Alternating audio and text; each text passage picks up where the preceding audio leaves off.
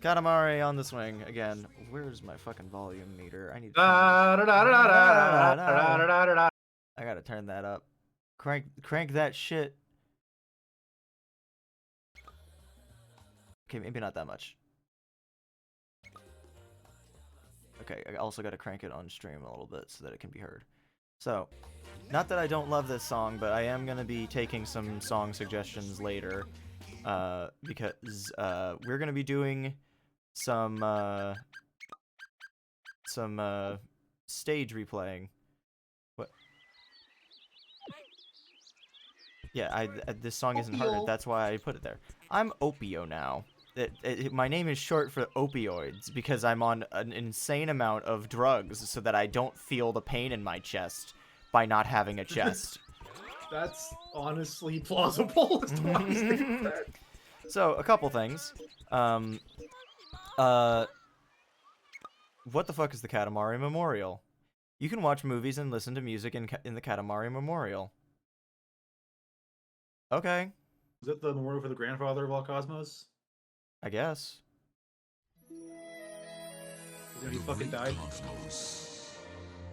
A world of mystery, both tantalizing and terrifying. Having discovered the cure to AIDS, he soon succumbed to muscle loosening disease and died.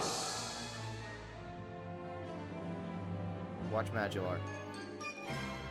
Every time that I hear a dramatic opening crawl with a little bit of reverb over it, that's all I can fucking think of. It's so stupid. 5th time.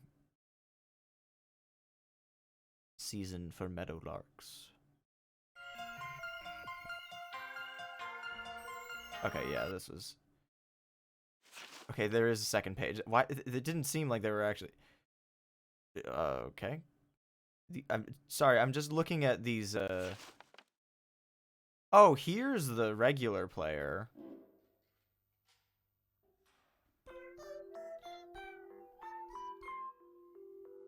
No one ever talks about this song.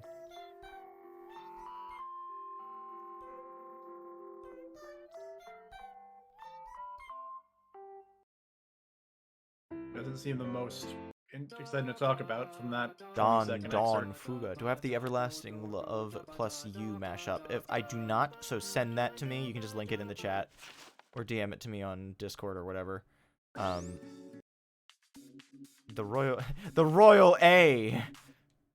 The Royal We, but even more so. Love and Peace in Katamari Damacy. I like how the king at the top moves very statically. This was what played after we rolled up the sun, I think.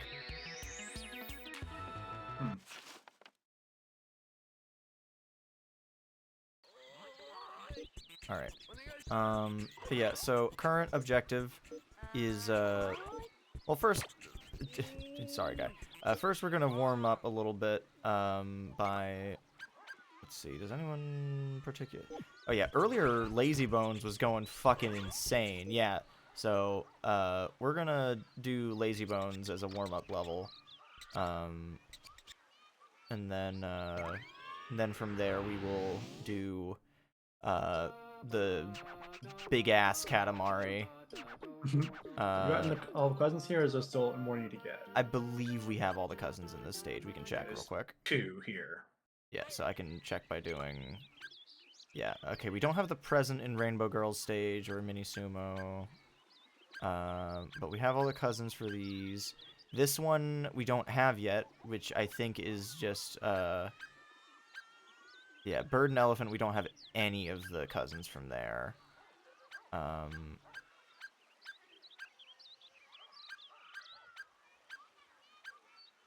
And then there's the flower, and then we don't have the... Yeah, I was gonna say that sounded familiar, but I was pretty sure it's from a different one, but yeah. Alright, cool. I will use that one on our second go-around, the giant-ass cat, bird and elephant stage. Yeah, and also, as long as we're replaying stages... God, I forgot how fucking big they are, just suddenly taking up space. as long as we're replaying these stages, we might as well actually... Wow, I almost look normal with this. Oh no. Yeah, so... Dude! Looks more like a binky now that I'm looking at it like this. But yeah, as long as we're replaying the stages, we might as well have the camera on so that if we see any of the stickers, we can grab them, but I'm not super pressed on them. But yeah, let's warm up by helping Lazy Bones out. I'm not in any rush to get any of the stickers, though.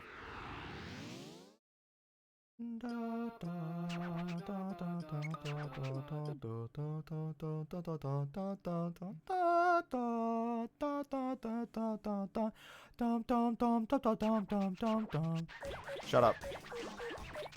Alright, so today is yeah, what day was Rubato last week was on Thursday, right? I'm pretty sure it was. Probably. Yeah, because that just sounds right. So, reason I mentioned that is because this is the first stream that I've done since a certain event. So, for those that did not see in the CATV Discord, I posted about how Friday night, I was officially told that I will no longer be working at my job in a few weeks. But that's not all. So I keep saying that I'll... Wait, there's more! I keep saying that I'll talk more about the situation after after everything's actually over, but I've decided I don't care anymore. I need some place to vent, and Katamari is about the most cathartic game I can think of. So, other than, like, I don't know, maybe hacking and slashing people to death in Metal Gear Rising: Revengeance, which I did think about, to be fair. I say Doom's pretty cathartic. Doom also is very good, yeah. But yeah, so I was told Friday night, so I was closing up the store. Store closes at 8, and 8:05 rolls around, and fuck those rats. They immediately got ruined by me. It was great. But so 8:05, and my district manager shows up at my store. Now keep in mind, for the past few months, said district manager has been covering for the head of sales in Texas. So over that time, we've had an interim manager that was a that was a manager from another store, or a district manager from another region, or whatever. I don't know. Doesn't matter. They're not here anymore. But for the entire time that I was on my improvement plan, I wasn't actually meeting with my actual district manager, right? So they now I am at the end of my test,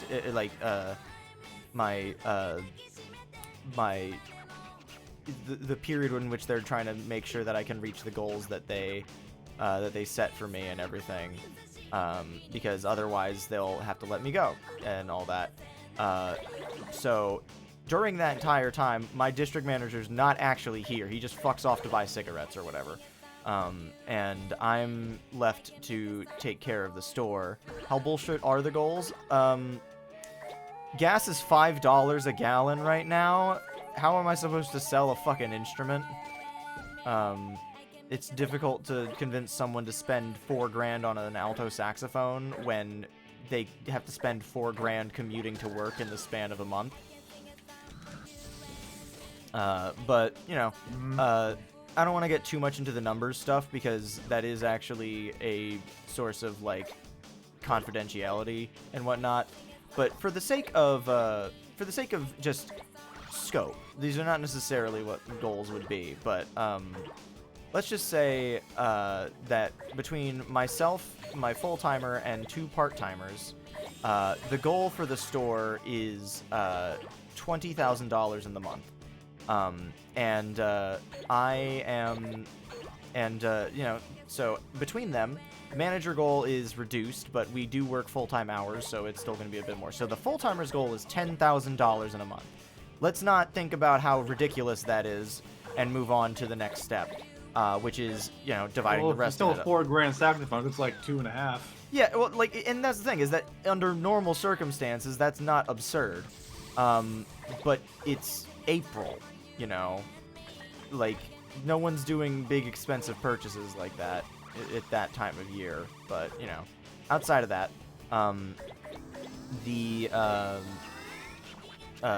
we're at a point where, so we got like 10K goal, or like, so full timer has 10K goal. I, as the manager, have a reduced goal of about 5,000, and then between my full timer or between my part timers, they have 5K total, so like 2.5K for both of them. So, you know, hypothetically speaking, let's say that my full-timer was told by an interim district manager that doesn't necessarily have any definitive say over things, or would potentially have things change, you know, like they might have implied to them that they would be at risk of getting written up if they didn't hit their goal, which, you know, was what the new program is saying. They, you know, hypothetically, that full-timer would quit. And now I was told that, now, I don't need to worry about it because individual goals are not adjusted. Like, we don't need to account for someone else being absent or something like that. But you know what I am told is that the store manager is still responsible for the overall store goal of 20K to be reached. So even though my goal of 5K was not actually altered, fundamentally it is, because now I have to account for my full timer who's now gone. So I have to now essentially do 15K in a month.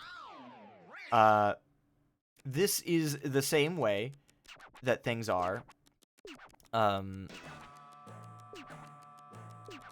Average, alright. Yeah. So, you know, we go through that, and now I also have to meet lessons revenue. And it's difficult to, replaceable Neptune. Wow. Alright. Get this shit out of here. That Neptune's not replaceable to me. But yeah, so so we also have to make lessons revenue. And to do that, we need to get signups. And you might notice that it's difficult to get signups when your rooms are full.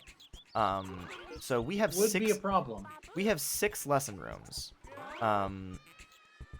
And out of those, oh no, I've played as Miso a little bit. Signolo, where's Signolo? There they are. Look at this fucking thing. Alright, alright, I'm gonna need you to tell me where the first cousin is in this Cousin's here. stage.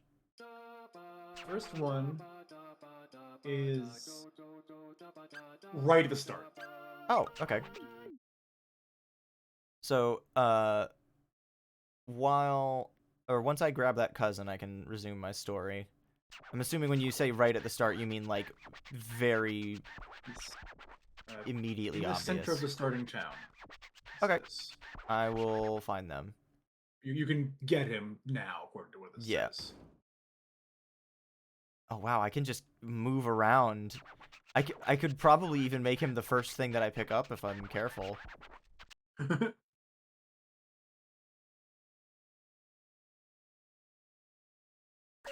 Nope, never mind. You weren't careful! You touched you let an 8-ball fall, test failed. Oh, there he is! There it is. Yeah. Alright, so... Some weird square. Some weird square. Alright, so... We also have to meet lesson revenue, right? And so in order to meet lesson revenue, we have to reach signups. And you know what makes signups hard is having a full room. So we have 6 lesson rooms, right? Out of the 7 days of the week, we have teachers in each of the rooms the entire time. There's only a couple days where we don't have at least 5 teachers in the store, and so it varies based on what we're doing. But so like it's fairly full is the point. Now the difficulty is that one of the most common things that we are looking for is guitar, and we only have so many guitar slots available, let alone, but just we're approaching capacity is the important thing to keep in mind. So we can't really grow too much more, and that's the best way that we can make lessons revenue is by growing. The difficulty there is that because everyone's schedules are very full, the other way that we can get revenue is by is scheduling makeup lessons rather than adjusting people's bill dates and all that. So I was so for example, the store makes money if we have a like if we bill someone and then they take that lesson, but if they don't take that lesson and we've removed it from the schedule, then they will set up we can set up a makeup lesson. If we don't set up a makeup lesson, what the other option is, we can push the bill date out, so instead of getting billed on the 4th week, they get billed on the 5th. Rather than being charged individually by lesson, which would make sense, it's good if that system is good because it means that teachers will still get paid if a student doesn't show up for the lesson, kind of thing. But it's bad because it means that the customers now have lesson credits and they are required to we have to help them keep track of all that. It's a whole fucking system.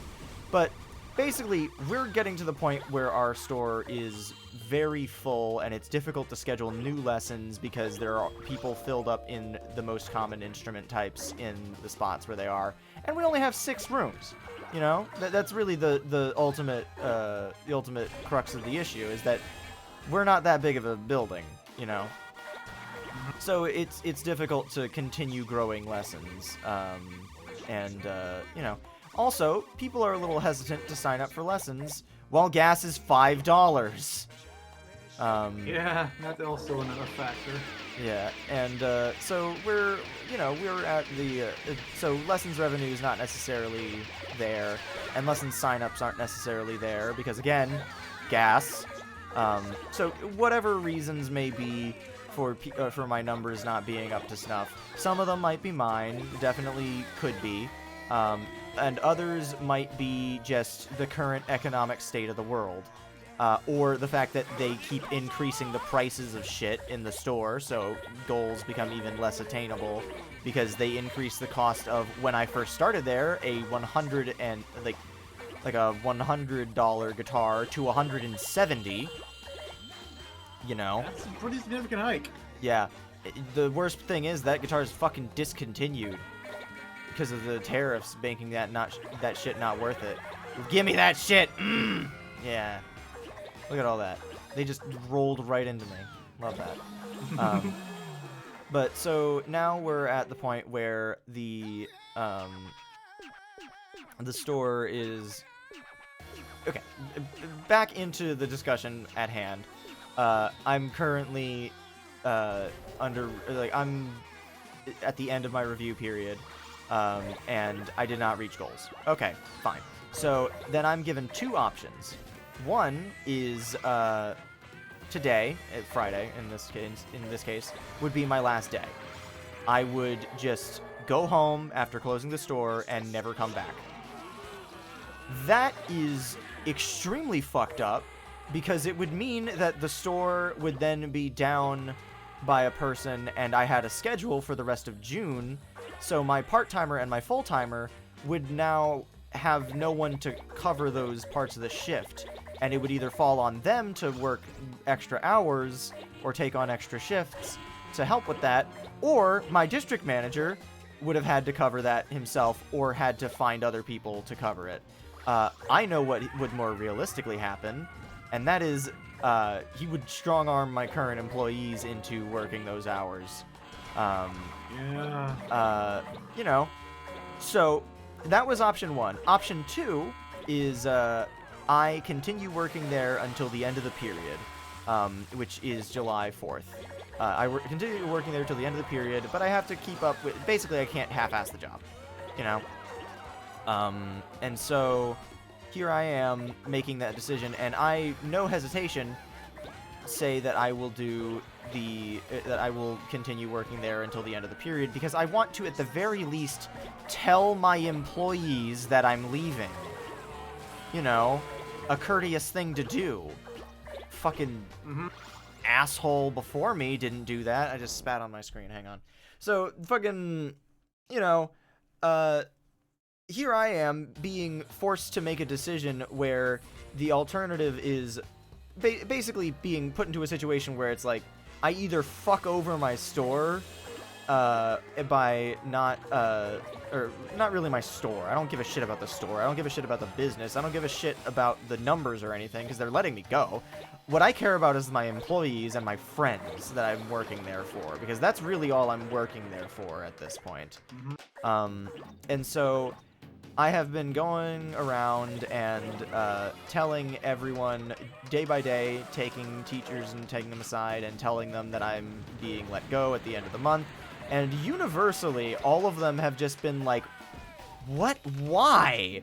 Like, because I had told them that I was on an improvement plan, and just for transparency's sake. And so many of them were just like, they're making a big mistake. And I said, yeah, I know.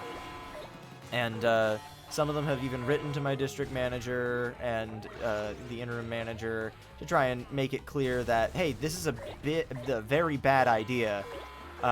He's the only reason that anything really happens at this store, and whatnot. And you know, just no matter how true that may be, numbers are numbers.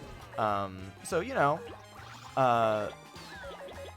yeah, it's like, I'm basically the only thing keeping that store together, and a lot of my teachers have said as such, which is the reason that I'm so readily and confidently able to say as such, is just because because these teachers work at other locations. Like, they have seen what other stores are like. They know the shit show that is one of the neighboring locations. One particular store has had, who lost their manager around the exact same time that my store did, has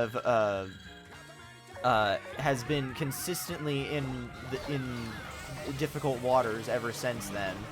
And how the fuck am I not big enough to pick up that octopus? What the shit? It's a horse shit. Well, no, it's an octopus, I guess. Anyway. So, here I am, holding on to what I am, pretending I'm a Superman, whatever the fuck. Malwarebytes, new downloads detected. Oh, no, they're downloading Windows 11. Hang on. Let me put a stop to that shit.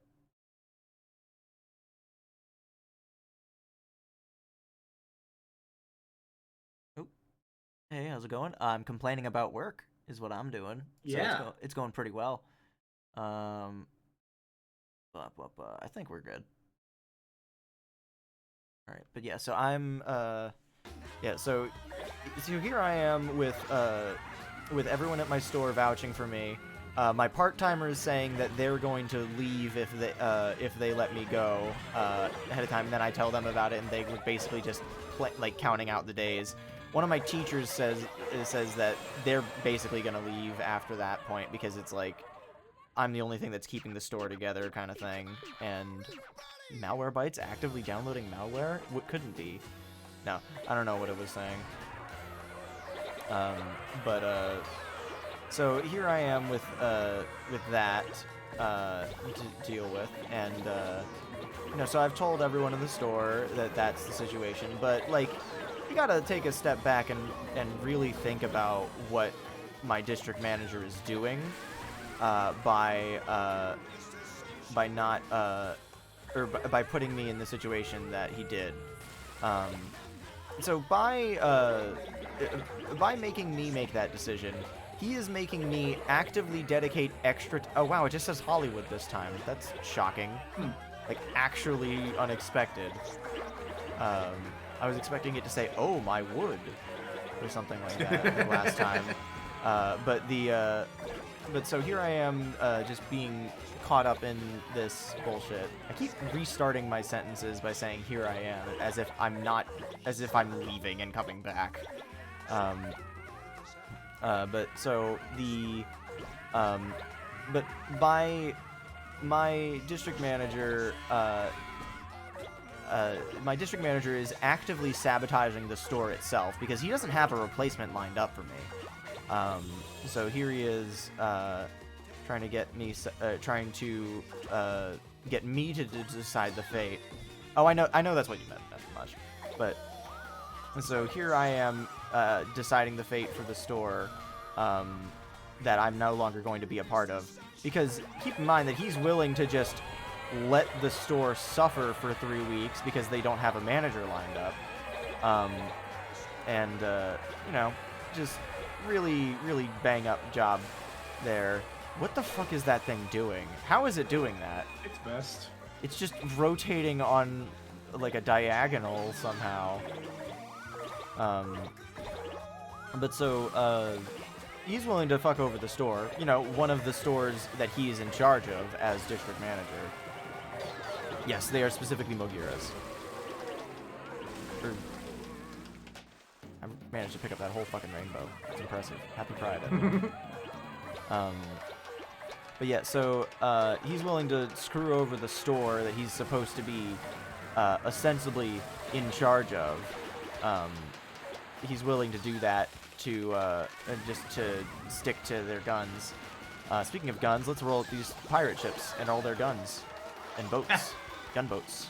Gunboats. Open the Katamari, they said.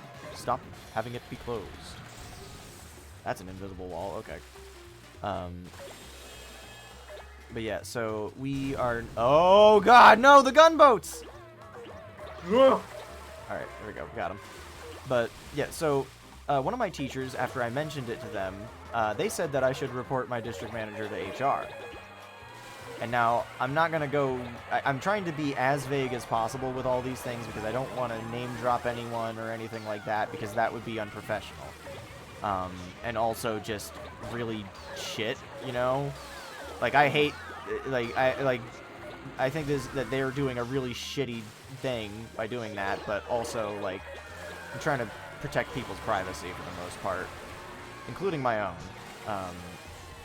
Because like, yeah. But the You're a streamer. You don't get any privacy. yeah, by signing up to stream on Twitch.tv, I have sacrificed my entire social security number to the gods. Yep, that's how it works. Yeah. But so we're. So I was told that I should report my district manager to HR because what he has done is he has actively kind of screwed us over and also just made the made things more difficult at the store level when he's supposed to be helping and being in charge of things and all that. And that's a very solid point that they mentioned. And so I haven't done anything on that yet, but I definitely am considering it because it is an extremely shitty thing to do. Because the alternative... Oh, okay. That's a normal things are happening in Katamari. Normal things are happening. Everything is normal in Katamari right now. Mountains split asunder to reveal rocket ships inside. This is normal things. Normal for Velvet. This is very true in Katamari. But so, you know, I'm looking at maybe doing that because, you know, it would probably be better for the store because last time... So this is why they call it the Skeleton Dome. They do. It's the dome that splits open and then there's the skeleton inside. Whoa! And the skeleton is a rocket. Yeah, literally yes for Katamari World. Yeah, normal things are happening. But yeah, so we're last time that something like that happened, last time that there was a there was a store manager that was put into a really awkward spot by the district manager. What we did was when said yeah, we should have, honestly. We should have just hunted him down. But we, the person that was under review told HR, hey, the turnover rate for managers in this guy's district has been god-awful. In the 3 years I've been with the company, there have been 15 managers coming and going within this district. Years? Yeah. Jesus! Currently, at the company that I work, there are 2 camps of managers. There are people that are fresh-face hires that are just being brought on board and are being encouraged to uphold, just being brought on board, and now they have all their, hang on, looking at Flip, just vibing. Me too. Or Slip, not Flip. But yeah, so when that was mentioned to HR, that district manager got his ass fired. Oof. Because, the person that was being reviewed there was was an associate that was under review because he hadn't been upholding a certain level of quality. And he said, well, I wonder why you never finished fucking training me. And so then that's what, and I personally think that district manager just had a gripe with this particular employee, just because he had been familiar with things, and for long enough that it would, be, noteworthy, and that he would be willing to, or he would want to undermine his authority and everything. So, generally not a great sign. But so anyway, that district manager's gone. Fun fact, they got fired on my birthday. I found out on my birthday, which was very good. Yeah, there is a time limit. I've also just been vibing. Yeah, that's not a new record. That's fine. Oh my god, look at him go! Wow, we got a Mount Fuji as a present. Fabulous. It's kind of cool, but it's far too small for us. A Mount Fuji. A whole Mount Fuji? Wow. I only have like half of one. Mm-hmm. I've got like maybe one rock. Yeah, no, the King of All Cosmos is extremely, like, built. Like, I'm pretty sure that you could use his body as, like, a guide for drawing musculature. It's very funny. Alright, where is our new friend? Our new cousin? Yeah, so turnover for managers has not been quite as high as it was under the previous one, but it's still not good, as I will explain shortly. Alright, so number 2 should be in the middle size. So yeah, let's do that. But before we do that, I'm going to turn off the music and play Poochie P's song suggestion.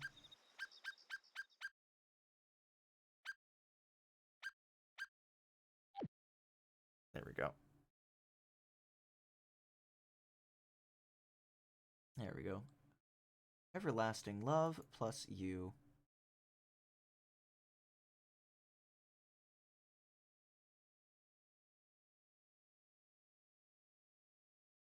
No, YouTube, I do not want autoplay on. That will end very badly.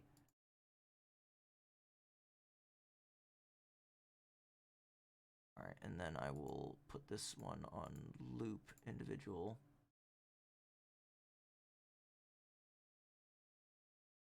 All right. All right, so once we size up for the first time, then I will ask for the direction that we will be going in. Actually, do we know if they appear in Eternal? I don't know if they would. I imagine they would appear in Fast as Possible. This guy doesn't say. Okay, well, we'll just do as large as possible anyway. All right. So, Is Bird and Elephant again? yeah, Bird and Elephant. This one is between 3 and 12 meters. Okay.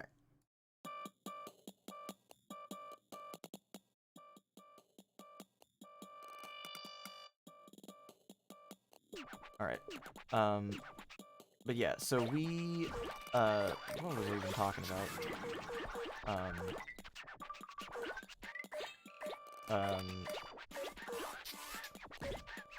It's hard to be this upset when I'm playing Katamari because it's just like I can. Oh my god, that's a little loud for me.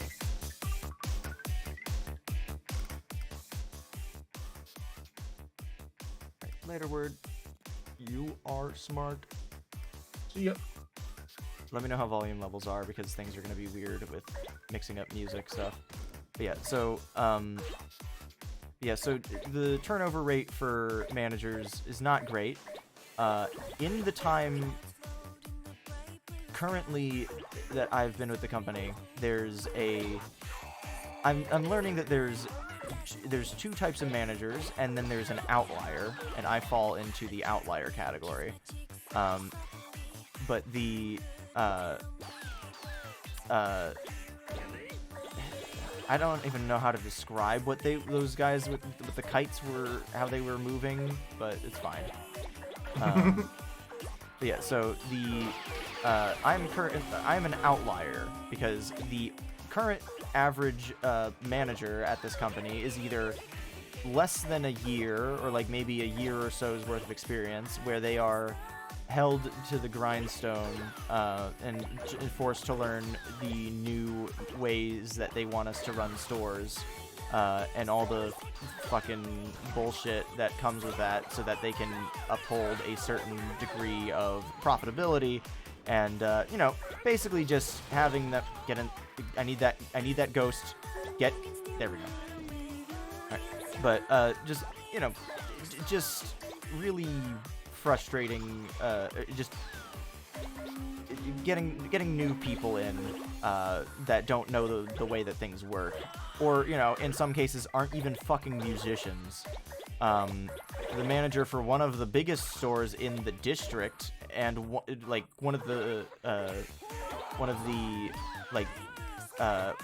that's known for carrying a lot of fancy stuff that normally wouldn't be carried, used to be the manager of like a Sears or something, and didn't even really play music. So how the fuck is he supposed to sell a Barry saxophone or a bassoon? He can, not to disparage someone that doesn't have music knowledge. I always have to take that in mind when keep that in mind when I'm talking about hiring stuff at my job, just because I came from a music background where I went to school specifically for music. So I try to keep that in mind.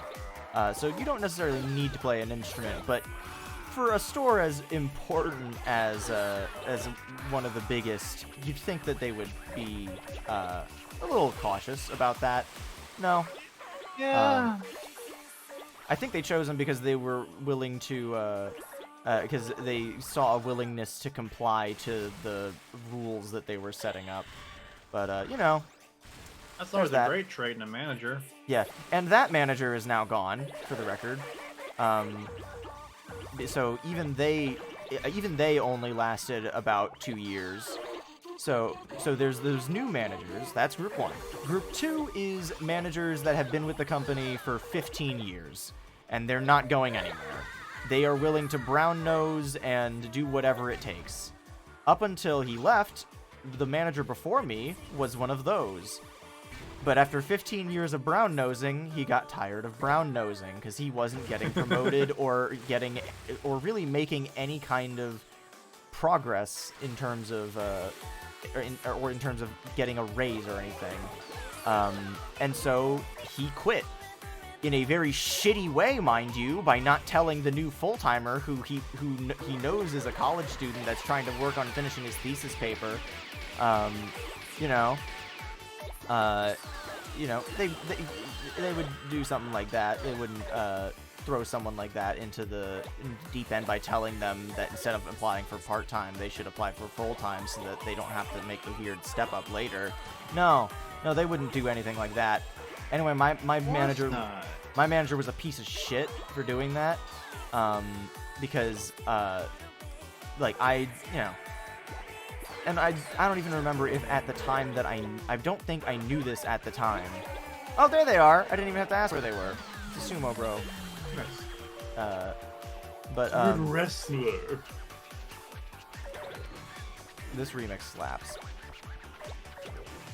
Lucha, that's great. But yeah, so that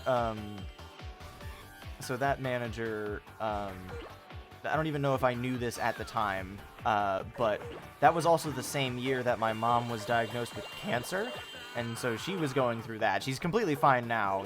Not a single sign of any kind of thing like that in the past few years. But, that was happening at the same fucking time.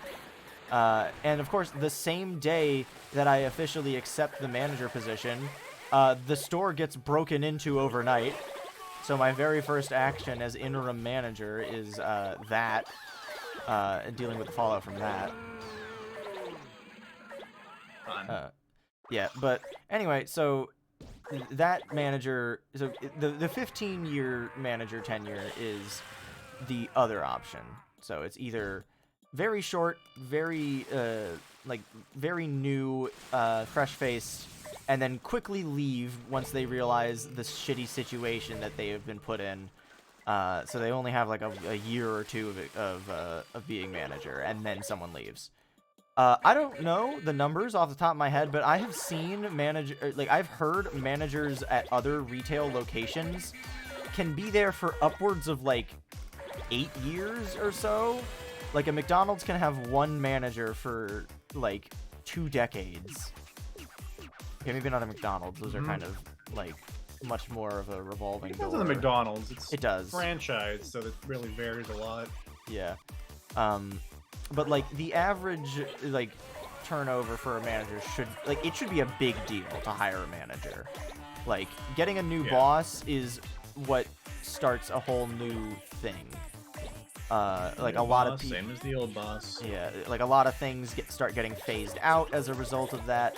And the method, like the culture of the workplace is decided on the 3 department managers in the 7 years I've been working at the grocery store. Okay, Yeah, that's a lot better than 15 and 3. Yeah. I haven't done the math on mine because genuinely, I've lost count. I don't know how many times the management has changed in my district because I don't recognize any of the people that are there now. None of them were there when I first started out. Our district was carved up like a turkey, and had a bunch of what are called super combo stores excised from it, which includes some stores that normally sell a fuck ton of guitars and audio system for a lot of money. A lot of that's in Delaware. But those were just kind of excised. Delaware. That explains a lot. Yeah, they were excised from the company, or from the district, so that there would be a new district that is more profitable looking and makes the numbers look more impressive. By saying... Profitable looking, you say. Exactly. That's the crux of the problem. Music and Arts, which I've been avoiding saying the name of the company, but I'm going to say it now because I don't fucking care anymore, and also it was mostly a slip of the tongue. But I don't care. I've said it on stream before. I thought we were just talking about, like, the concept. Yeah. But the... Sorry, I just had to take a moment to let that cool moment in the music set. But in the time that I've been at the company, Yeah, it's a mostly it started in Maryland is the other thing. But so we are supposedly doing well, according to my immediate superiors. According to everyone that I know that has inside knowledge of what the numbers actually look like, we are not doing well, and we have not been doing well for the past 6 years. The company has been in the red since COVID. Not that that's surprising, because we changed the approach after COVID. So now all of our teachers are now dedicated employees of the company instead of like contractors. So that means that we have to change the entire approach to things. You know, so, you know, yeah, Guitar Center's not doing great, but you know what Guitar Center can do? Get a fucking government bailout in 2005, because, okay, so rewind the clock a little bit. 2005, Guitar Center is going bankrupt. They get a bailout from the government, and they use that bailout to buy music and arts. If a company is not doing well, why the fuck would they be given a grant that is big enough to buy a smaller chain?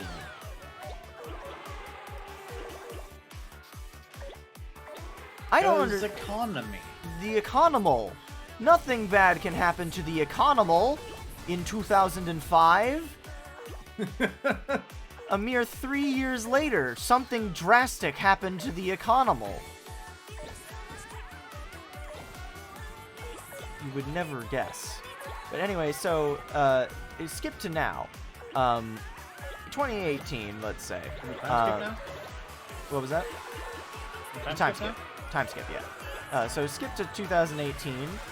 What memes were hot in 2018? Was Harambe still a thing in 2018? I think that was 2016. Yeah, it still was kicking though. It kicked that game around for a while. Yeah. What was game of the year 2018? Probably God of War. Actually, that does sound right, because I remember 2020 was The Last of Us, or Part 2, because the Game Awards are a circle jerk. God of War 2018 sounds right, though. It was God of War. Nice! Or Ragnarok, specifically, right?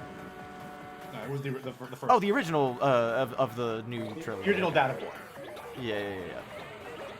Yeah, Ragnarok was 2022. Yeah. Yeah, eating Tide Pods was a meme in 2018. The original Data Boy. Oh, hang on. Goni as a nickname for Dragoni is a new one, I think. That's good. George, Theodore, Wild Cactus, and Abraham. The 4 faces on Mount Rushmore. But yeah, I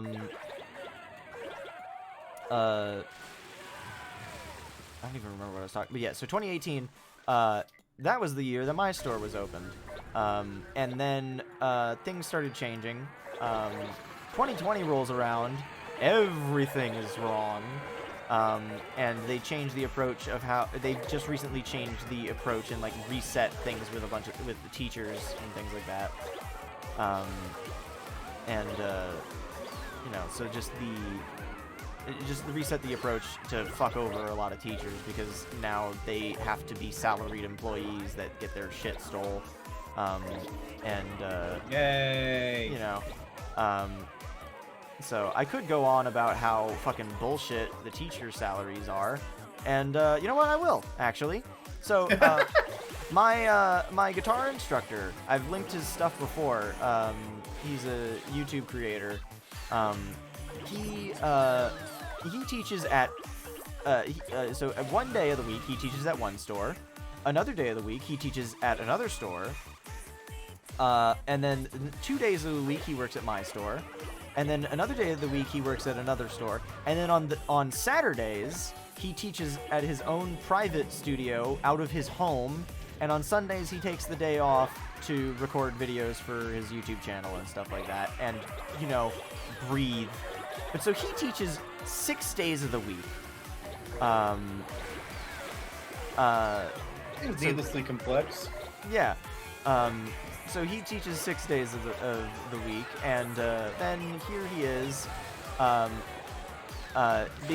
as an employee at this company, if you are a teacher, you only qualify. You are a part-timer. You only qualify as a full-timer if you are working at, enough hours, or like either working 40 hours a week with a certain number of students, or if you have or what the number they gave is 40 students. I want you to take a think about it for a second. The bulk of our students are scheduled from 4 o'clock to 8 o'clock because that's after school lets out, right? Student lessons are about half an hour. So let's say how many if a teacher is scheduled, let's be generous and say that this teacher has students from 2 to 4 to 8 o'clock. How many half-hour sessions would that be? It's like, what, 12, 14? From 2 to 8? Yeah. No, yeah, something like that. Probably 11. Yeah, let's just say 11 per day. And that's at the store that actually schedules him students. So let's say that 2 of those 5 days that he works for the company, he has 22 students. That's a lot of students. Other stores, not nearly as many students. So let's say that he's got 5 at the other store on one day, and then 7 at another store on another day, and then at the other store he's got like 3 because the staff is brand new and they don't know how to stop people from canceling or convince people to schedule makeups, or they don't even know that we're supposed to schedule makeups or something like that. So they just cancel their lessons. And then this poor teacher now doesn't have as many students at that store. So with that math of 22 plus 7, 28 plus 5, 30 something. So yeah, upper 30s. So, you know, now hypothetically speaking, if you wanted to be a full-time employee of this company and you were a teacher, you would need 40 students to get health care. And then hypothetically speaking, a teacher or a part-timer who doesn't really work there very many hours because the fucking staff at the sales team is a fucking revolving door, hypothetically speaking, they start canceling students or they just don't get any signups. And now suddenly this teacher now has less than 40 students, and so within a month he gets an email from HR saying that they're taking away his fucking healthcare. Now, Fucked up. yeah, it's fucked up. And you know what else is fucked up about it? Is that also puts the onus on us as the sales team to say, this teacher's schedule is looking pretty thin. I need to be able to schedule them teachers, but this other teacher is also got a pretty thin schedule. Who deserves healthcare this month? Fucked up. Extremely. Now, obviously, I don't think that this is exactly how it works. That's not how anyone's going to be approaching the situation. Most of these people don't even know that that's the situation in terms of, like, how much, like, who gets assigned to what. But keep in mind, they want these teachers to have degrees in teaching and or music or both to qualify for the highest pay. There's the king. Hi, king.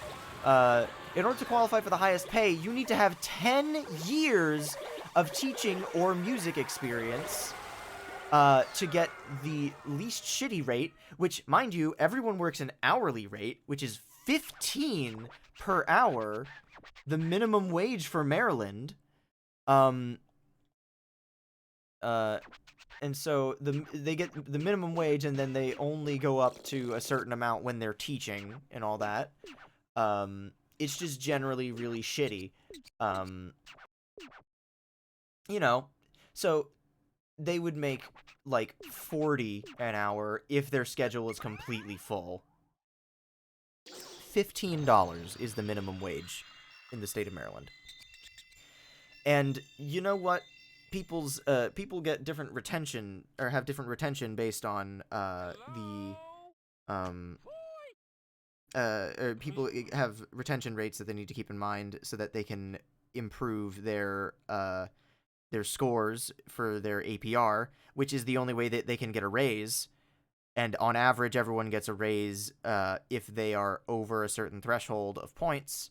But if they're not over that threshold of points, they get like maybe 70 cents tops. Nothing. Basically nothing. Let's be clear. These are, like you said, making minimum wage. These are people with like specific degrees doing like not like pretty specific skilled labor too. Yes, extremely specific labor. Like how the That's fuck? not a minimum wage fucking job. No, it's not. And there have been arguments for arguments that they should be getting a certain thing and all that. All right, hang on. I need another long song for this next time through.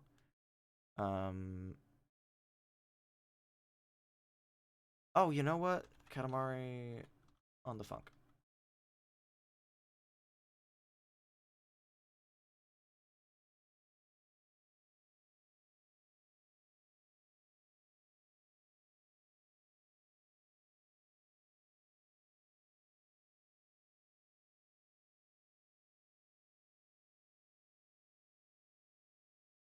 All right, queuing up the music. And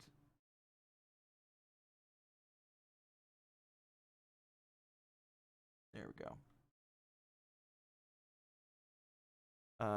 So, you know, so okay, where's the other? Where's our wrestler friend that we got?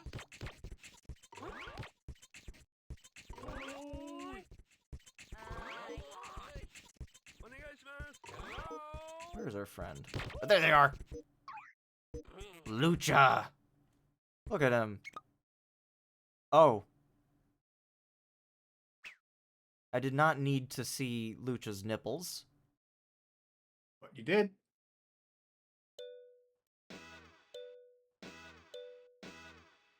Just... there we go. Put a shirt on. Alright. Third cousin. It's in the third range, right? Yeah. Past the 12-meter barrier, I do not give you an upper bound for this one. Okay. Alright, so... I assume before 60, because that's the next one I think it lists on here. yeah, that sounds right. Where was I even in my big-ass rant? So... oh yeah, other shit changes that I might point out. Our teachers are expected to work that minimum wage that we've got, right? When they are teaching, their rate is increased, but only to a certain threshold. So if someone is in the first tier of teacher, they're making $15 an hour when they're not teaching. When they are teaching, they are able to get, or their rate goes up to, let's say, I don't know what the number is off the top of my head, but let's say it goes up to 30 per hour in that half-hour time slot. And so it just makes knowing how much money they're making every week extremely convoluted and difficult for anyone involved. And it also makes it difficult for them to build up enough momentum in their schedule to like get a meaningful income, essentially. And teachers are also deprived of access to the scheduler, so they can't like move stuff around on their own. We, as the sales team, need to do all of that shit. And so we, as the sales team, need to do all that stuff because they aren't allowed to properly look at their schedule and everything. And just really making it extremely difficult for everything like that, because now it falls on us, who also have to, now we have to manage the schedules for for the teachers, in addition to helping every customer that comes in and convincing them to sign up for lessons and everything else. You know, all that shit that we definitely didn't have going on already. So we're, yeah, so on top of that, teachers don't have a super high threshold for, you know, actually making a reasonable amount of money, which is really unfortunate. But what's also extra unfortunate about it is, why the fuck can't I pick up that pirate? I've picked up several people. There we go. There you go. But, you know, so it's just extremely difficult for a teacher to make a living like that. So, you know, there's that to keep in mind. Never mind the fact that they also want us to ask people, ask people that are coming into the store if they teach and then offer them a job. You know, the customers of our business are also the people that work at our business. So, you know, it would be good to,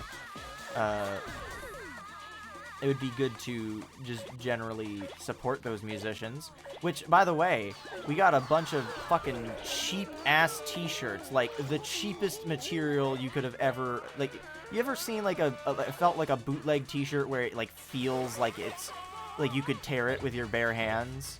Or, like, one of those tearaway shirts that they get for, like, gags or whatever, or things like that. We got a box of t-shirts of various sizes... a bunch of them mediums, a bunch of them large, a couple of them small, and then like one XXL, or like 2XL, one XXL, one XXXL. But you know, we got a bunch of shirts, and and they said just distribute them amongst your staff. They didn't bother, you know, looking up how many people work at a given store so that they could have one shirt for everyone. They just uniformly sent the same, sent the quantity of shirts to every store. And you know what those shirts say on them? Support musicians. Wow. Yeah, and you know what? They're also just plain black t-shirts, which is not dress code. Dress code is Really? Yeah, like a collared shirt or something. So they just want us to wear those out and about, in public, on our own time. For morale. Yeah, and for morale, you know? Support musicians. Genuinely. Go on Bandcamp, buy someone's album. I bought the Putt Putt Saves the Zoo remastered soundtrack by Fat Man and the Fat Gang, yesterday for like $20 because I wanted to pay them more for creating a soundtrack that no joke was extremely influential in my childhood. Yeah, Rubato, buy Rubato OST, buy every OST you can on whatever platform it is that gives the artist the highest cut. Actually support musicians. But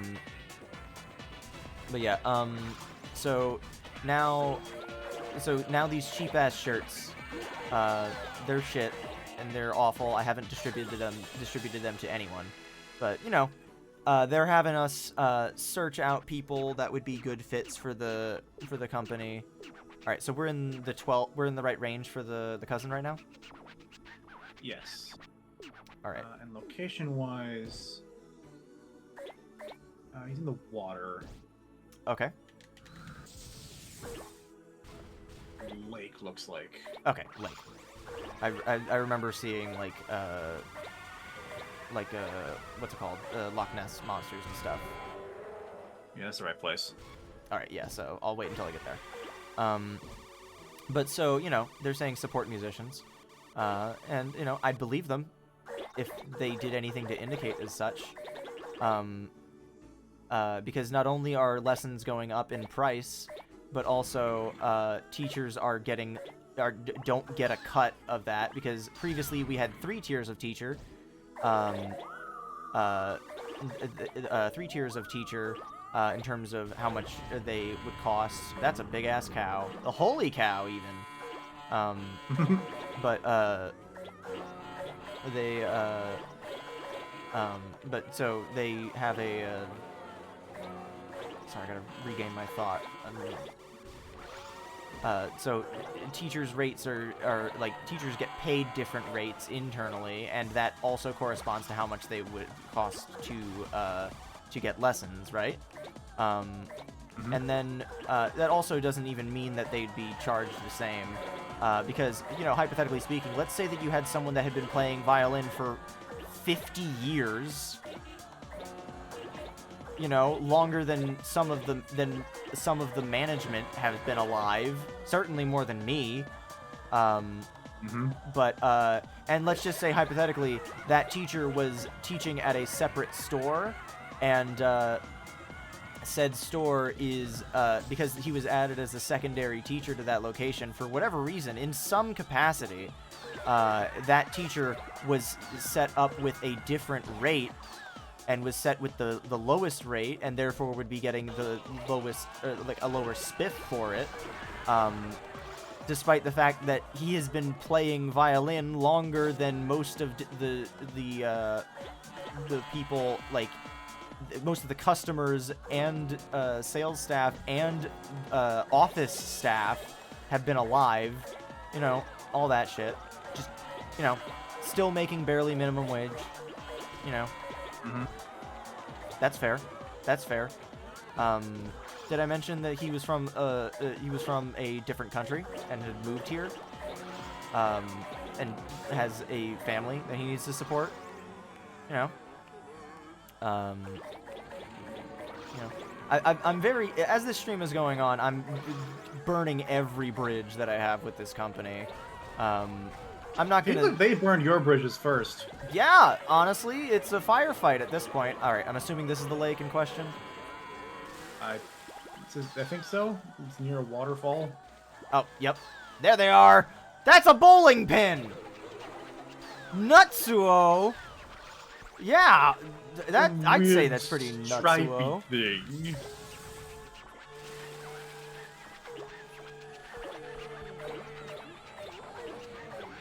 Nutsuo. That's insane. Stop getting in the way. Stop getting in the way, Nutsuo. But you know, Making things awkward for everyone, Natsuo. But so here we are with these poor teachers. You know, wouldn't it be a shame if they understaffed everyone on every level as well? So let's say that we're working on 120 hours a week. So that's 40 hours for me, 40 hours for my full-timer, and then 20 hours apiece for my 2 part-timers. They cut our hours from 120 to 104 hours. So now both part-timers, if the part-timers are splitting those hours evenly, are working 12 hours apiece. The last I checked, the threshold for like part-time work is usually like 20 hours-ish, something like that, isn't it? It varies. I think Yeah. it's 20 to 40 usually, I think. Yeah, well, it can't be anywhere over 36 because that counts as full-time.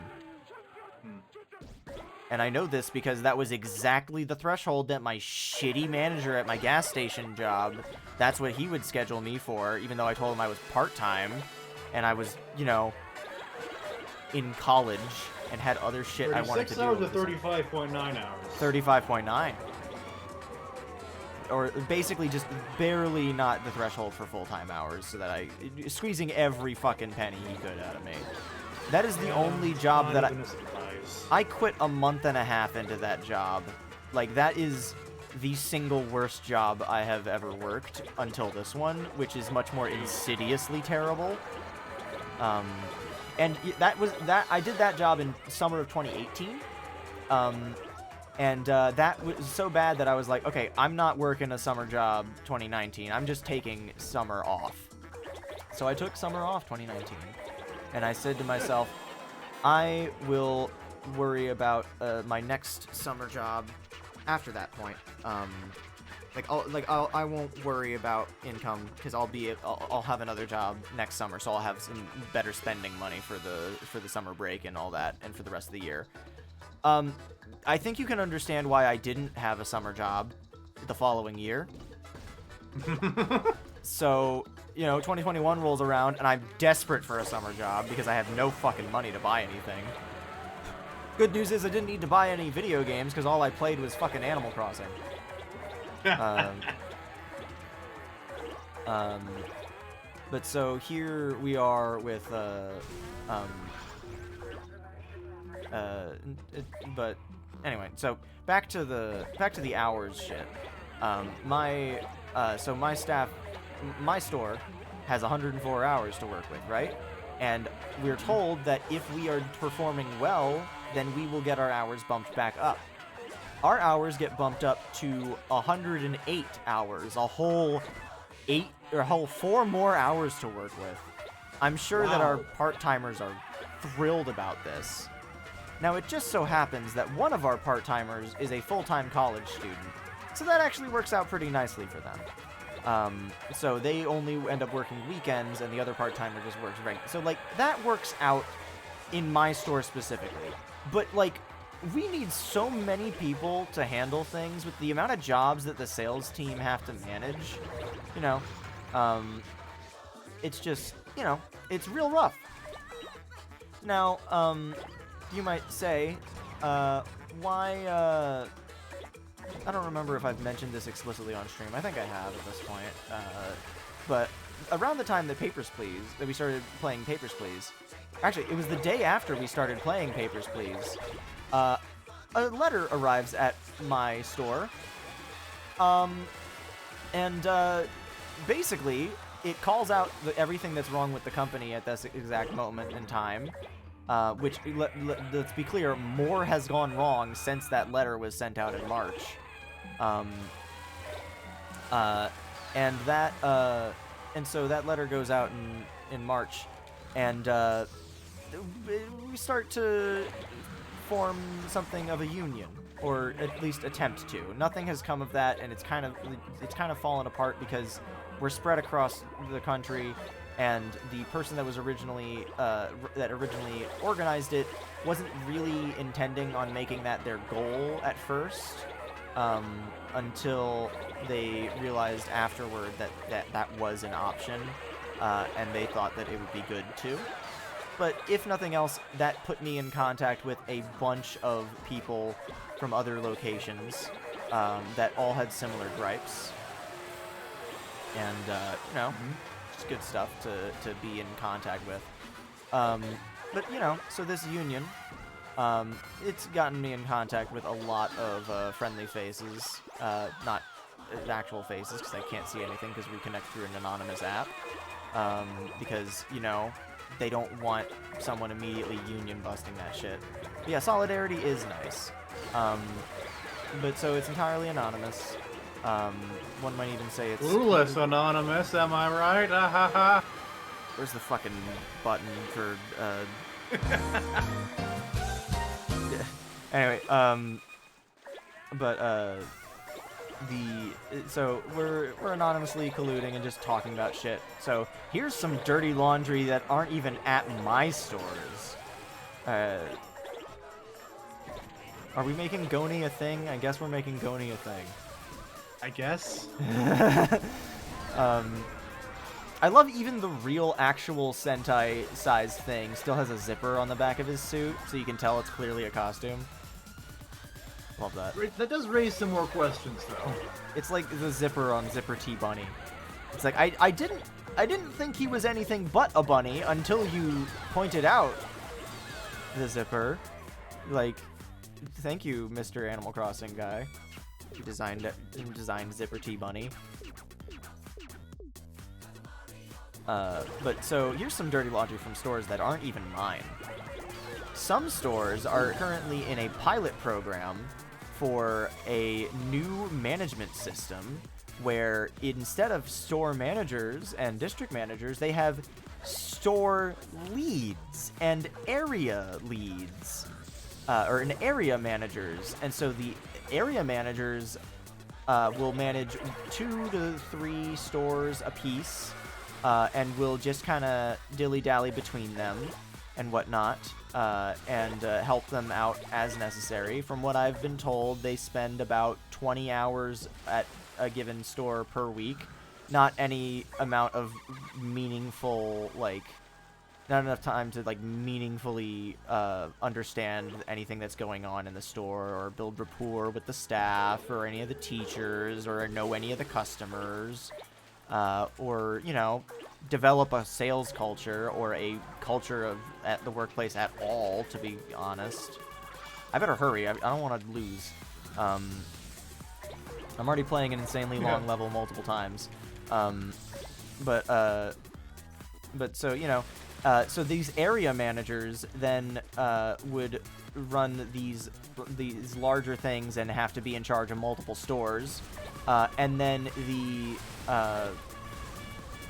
oh my god, Huey, stay on the fucking Katamari! But so then these area managers are now stuck with more responsibilities. So what happens to the store managers? Well, they become store leads, naturally, and store leads are described as a quote-unquote lateral movement within the company. Everyone that was previously within the company keeps their rate, but instead of getting a manager bonus, they will now be regular, God, if only they were salaried. They were, yeah, I lost, by the way. Oh, no. Shut up. Shut up. I get enough shit from my boss at work. Alright, let's get another song going for this one. Oh, I could just put on Madular's Lost Odyssey review as music. That would be great. I'm not sure that'd be optimal. No, it wouldn't. I would also not want to do that. What's another good,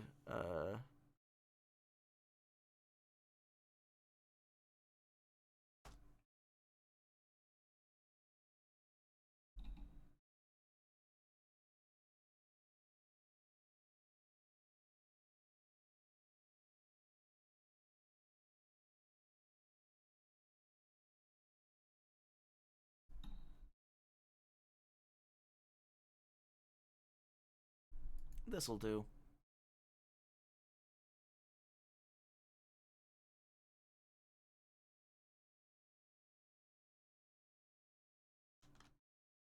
Also, it occurred to me, Dragoni, I haven't been linking you to the music, so I'm assuming you've just been listening to the game in eerie quietness. Yep. Yeah. So, here's this, what I'm listening to now. Actually, I can't see this fucking stream chat.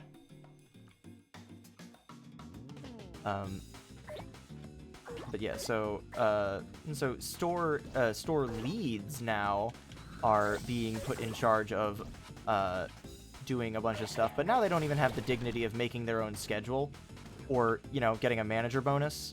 So now we go back to being to getting peanuts. And if you're hired on as a new area or store lead, you would get the same rate that the full-timer gets, $15 an hour. Barely, if maybe a little more, but like any manager that gets moved from store manager to store lead presumably would have their rate grandfathered in, but we would no longer get any manager bonuses, which, keep in mind, we only get those manager bonuses if we're reaching certain expectations and goals and whatnot, which are, let me remind you, extremely lofty and difficult to obtain. So, there's that. And those same lofty... If you cared about this company's success, you'd simply work harder to meet that goal. Yeah, exactly. Never mind the fact that gas is $5! But, I digress. So, these store leads are now being deprived of the ability to even make their own fucking schedules and whatnot, and all this stuff. So here's store leads are getting shafted, and all that. So that sounds like a really shit plan, right? Well, it's a pilot program for a reason, because they got to test it out in certain areas before they move it to the rest of the company, so that they can underpay everyone and try and squeeze maximum revenue out of everyone, which would be, I think they'd probably have a better, they'd be doing better if they, had employees that wanted to come to work every day and weren't constantly... Yeah. And they weren't constantly dragging people from other locations to help out at other stores. Every fucking day at work is just a series of robbing Peter to pay Paul. This store is understaffed. Oh, let's take it from this other take an employee from this other store so that they can help out there. Oh, this store is struggling because now this person is being taken away from here, and now they're having they're like missing out on sales and stuff. Because like, what am I supposed to do if I'm the only one in the store because I am running a solo shift because my full-timer fucking quit because you guys scared him away? Let's say we're doing that. And now here I am as the only person in the store. I'm helping a lessons customer get rescheduled because of course it's my job. The teachers don't do their own scheduling and all that. You know, that's perfectly reasonable because we're in charge. And so, you know, I'm helping a customer get an actual get rescheduled for something, right? And then here someone comes in the store, and I try and greet them and all that. And normally when I greet someone, I'd be like, go up to them and be like, is there anything I can get you, or are you just poking around or anything like that? You know, just generally try and make a little bit of conversation, help them find something that they're looking for, or at least introduce ourselves. Maybe even if I get into a conversation, pitch lessons or something like that. You know, things that would make us money. But because I'm helping this customer with a fairly complicated issue, because the system is complicated, and we have to explain the ridiculous way that our lesson system works, and all that, and, you know, do all that shit. So now here I am helping this customer for 5 minutes, and this customer that came in the store and was just poking around, walks out the door without buying anything. You know, that cost us a sale, because I couldn't talk to them, because I was busy being the only one in the store, you know. But that's not accounted for when it comes to the store not reaching its goal for the month of April or whatever, because, you know... It's not. Why would it count? Because your full-timer wasn't there. The store is still expected to reach the fucking... You know. So, you know, there's that shit. So, you know, stretch the staff as thinly as possible, and invest all the money you could be investing in the staff into shitty new ventures, like, for example, like a business auditing thing where they tell you this is where you need to stop spending money on things, as opposed to not spending money and millions of dollars on a business firm to tell you stop spending millions of dollars on this thing, you know, stuff like that. You know, those firms are already scummy as fuck, and here they are just doing that. And then you know what else we do is we pay for an expensive new software that is just about delivering objectives and things like that. But on top of that, that thing being used to deliver objectives and like updates and all that, it also tracks making sure that everyone is reading the things that the messages that are being going out, which means that they can now verify if someone's actually reading up all those messages and completing the tasks that are marked in there. And that's important because you need to know that everyone's doing the work that you're setting out for them. And it's also a metric that can be tracked, which means that it can be held against you during your performance review, so that you don't get a fucking raise. I haven't. This hasn't been around for long enough for it to be a variable in any performance reviews. But I wouldn't be surprised if that was one of the next things on the performance review that they're setting up. Never mind the fact that this doesn't account for the fact that one of our part-timers is only in on weekends, so their readership during the week is nothing, because they're a college student. Why would they be at work reading those things and all that? You know, things like that. You know. So invest in a brand new system that is completely, like, it just requires us to split our attention and direction from everything like that. You know, makes things more complicated, gives us another system to use. Nothing's difficult to do, it's just convoluted and slow. Oh god, is it slow. Like, for example, Microsoft Dynamics AX.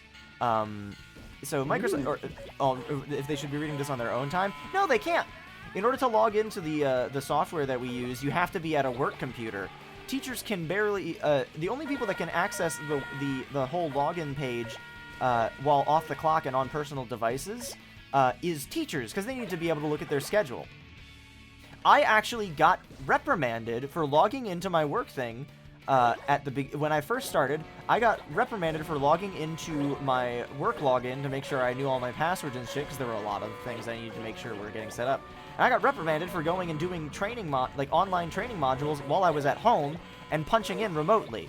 And I know this was probably a coincidence in terms of things, but now associates and managers can't punch in remotely. Teachers still can, though, because they need to be able to view their schedules and all that, so they have access to that. It's a whole thing. That particular one I genuinely think was just the system updating, and it was a bit of a weird timing. Yeah, but, you know, so the online training modules, that's all nonsense, but you're supposed to get paid for those, so, you know, but I was on the clock for it, but then I was told that I shouldn't do that, which is fair, you know. You don't need to do extra work and all that. Reasonable. But, you know, so anyway, so they've got this new expensive software, but you know what they also have that's new and expensive, or actually no, let me backtrack. Let me go back to Dynamics AX. Now, Microsoft Dynamics AX, or DAX, is one of my least favorite fucking pieces of software I've ever used. It is slow as shit, because it has to connect to this massive network of things, that includes every rental that we've ever done, every purchase we've ever done, although I can only really go far back as 2016 or so, I think. But it's this whole system that has all of our customer information and all that. And it's slow as balls. It constantly has outages during rental season, the busiest time of the year, when we need to be able to log into that kind of thing and get set up with, you know, set people up with rentals, so we don't have to set them up with a paper voucher, which creates additional problems and whatnot down the line. You know, so because this thing has outages, you'd think that they would be focusing on getting this software to improve. And you know how they can improve it? Hooking it up to a fucking data center, baby! Let's feed all of our customers' information into ChatGPT. Let's go! Yeah! So now we have a scheduled outage for this already very temperamental program from 3 a.m. to 9 a.m. on a day that we're not, during not even business hours. You know, so, you know, all that stuff. And so, you know, they've got to use this, this thing. This cool new tech that's being afforded to them. It's the future. Everyone's telling them it's the future. It's the future! Please, buy our AI shit! Otherwise we can't prove it's economically viable, and the United States economy will fucking burst, because 2/3 of all money in the United States right now is being invested into AI and technology firms that have yet to turn a profit. Please! The NFT market didn't pan out. We need you to invest in AI. Please! I beg you! Anyway, that's normal things that happen in companies that are profitable, and things happen normally. Oh, there they are. Hang on, I was about to say I need to make sure I get the bowling pin. There they are. Nutsuo. Anyway, so after that crash out, that's not all that they're using AI for. We've got training materials that we have AI for. Now, previously, in previous seasons for training materials, we've been given things that are, you know, we've been given things that have cheesy photos of employees being posed and, like, asked to like, stand in for a child that's doing a little demonstration thing and all that. So, you know, we've got training materials. But why would they want to take people out from their schedule to, take people out from their schedule and have them come pose for some cheesy photos so that they can have their face, like, in a little, like, pamphlet that they, that, you know, they can laugh about and see, like, oh, look at me, I look so stupid, and all that. Something like that. Like, a charming little thing. No, you know what would be better? Is if you fed a bunch of those images and photos from the stores and all that into fucking generative AI and asked them to generate new images for things. Which is how, and I don't know if you know this, but AI is not very good about, they're not letting ChatGPT, they're not letting ChatGPT teach, but not yet. Let me get on to that next, but well, let's talk about the images first. So in this training manual, you've got these images with a lot of complicated background details, and I don't know if you know this, but generative AI images are very bad with individual things and intricate details. I don't know if I asked my regular artist friends, actual artist friends, I don't know how many of them could draw a trumpet with a reference photo. I don't trust an AI to fucking, I rolled up most of the Hollywood sign, and then I just looked back at what I had left behind, and it was just whole. And sorry, that just made me laugh. I needed levity like this. But I wouldn't expect my artist friends to be able to draw a trumpet from, like, with a reference image. Like, there would be some differences and all that, and that's fine. It's artistic, you know? But this generative AI bullshit just has this mythical, like, building that doesn't exist, and has all these things on the wall. And, we've got these, saxa trumpets, where they just blend random brass aspects from trombone, saxophone, and trumpet into a thing that's mounted on the wall behind the cashier, who has 6 fingers. But don't worry about that. That's an actual natural occurring thing. He just has that condition. That's a normal thing for him. The kid has 7 though. That's not normal. The Frankenphone. That's great. Oh no, my personal favorite is the violin. Because there's an image of a guy handing an open violin case to a child, and that violin is reversed so that there's the body of the violin, and then it reverses to have a smaller body of the violin where the scroll would be. Yeah, like hang on, this was how I spelled it was. How I spelled it was that violin. And so that's when I was posting about that, you know, but we've also got, so there's a bunch of ridiculous images like that. One of them is a child whose finger turns into the tuning peg of the violin, because it doesn't know how to determine these things are separate, because this child happens to be black, and his skin tone happens to be maybe a couple degrees away from the same color that the violin is. So naturally, this robot doesn't know what to do with that, so it just fuses them together. Genuinely, one of my coworkers in the chat when we were discussing that said that it was like a lot of the images were just making like setting off his actual trypophobia that he has. Because yeah, it's fucking upsetting.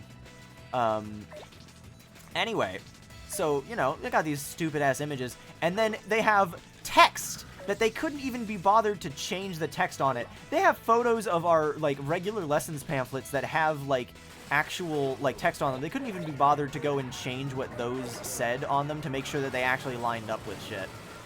If you thought the controversy of Donald Duck having 3 fingers with the Kingdom Hearts collection thing, which apparently that's not even AI, it's literally just traced assets, that's somehow even more embarrassing. Considering it's fucking Square Enix and Disney. I don't know the whole story, I just saw it in the thumbnail, but I don't like engaging with that kind of story because it just makes me upset at things that big companies are trying to get away with, but, you know. Anyway, I'm sure I'll learn about it when I lose my job and then get and spend the summer playing Kingdom Hearts, because I have free time now. Anyway, so they've got this generative AI bullshit with images and all that, but they don't even bother to go in and alter the text so that it lines up with the things that we're supposed to have in our to line up with things. It's so lazy. It's genuinely awful. And, like, I know that there are people that are at this company that like designing things like that and have graphic design as a passion and would like to design cute little training materials and all that. We have an entire room in our home office dedicated to modeling a store just so that they can mess around and create these things called planograms, where they just make layouts for the stores and all that. That's a charming name. Okay, Teal, they drew a nice promo image for Kingdom Hearts 4, but the American marketing division decided to arbitrarily change its layout, so they altered assets and stuff, and things got left behind. Yeah. Okay. Yeah, that's embarrassing. That's awful. Anyway, so here they are, like, fucking 16 fingers handing a violin to a kid who is now fusing with his weapon of choice. You know, normal things. And then on top of that, they can't even be bothered to correct the text in it. So, you know, that's fine. All fine. let's get worse. Look at her go! Go, June! You can do it! How far did she go? God damn. Anyway, so let's get worse. Did you think we could get worse? It can get worse. You know how else you can integrate AI? Security cameras. Oh no. So they've got this new system that have I don't know the name of the company. They haven't come to my store yet. It's a very weird, specific thing. I don't know if it'll come to my store at any time soon or anything like that, but it's a very specific thing. They've got these AI-powered cameras that will use that as knowledge of where to pay attention to, and things like that. But they're not getting them so that they can watch customers or anything like that, or make sure that they're, doing stuff like that. Keep in mind our cameras have to be recording at all times in the lesson studios, so they are recording children and feeding that into the plagiarism machine. You could certainly make one of these in a blink of an eye. Come on, make it bigger. Make it bigger than a blink. Oh, it's second cousin Natsuo. What were you doing on Earth? Playing with an unidentified life form. Doesn't that mean you? I just noticed where Natsuo's arms are located. That's great. I think, okay, when the king talks down to your Katamari, that's something I can deal with. But the fact that this fucking bird and elephant are talking down to it is just, extra shitty. Yeah. Forest Big Bang, that's not nearly as cool as Panorama Big Bang. Panorama Big Bang was a banger of a title. A big banger. Yeah. Alright, shirt removed. Natsuo, let's go. Oh my, look at them! Very top heavy there. They'll topple over, get knocked over on the head a little bit. Dude.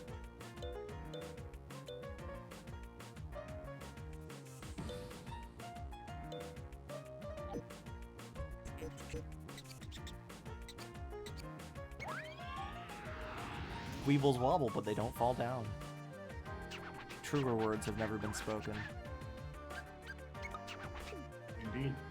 Alright, so, you'd think that it can't get worse with AI cameras, so let me continue to explain what these cameras are being used for.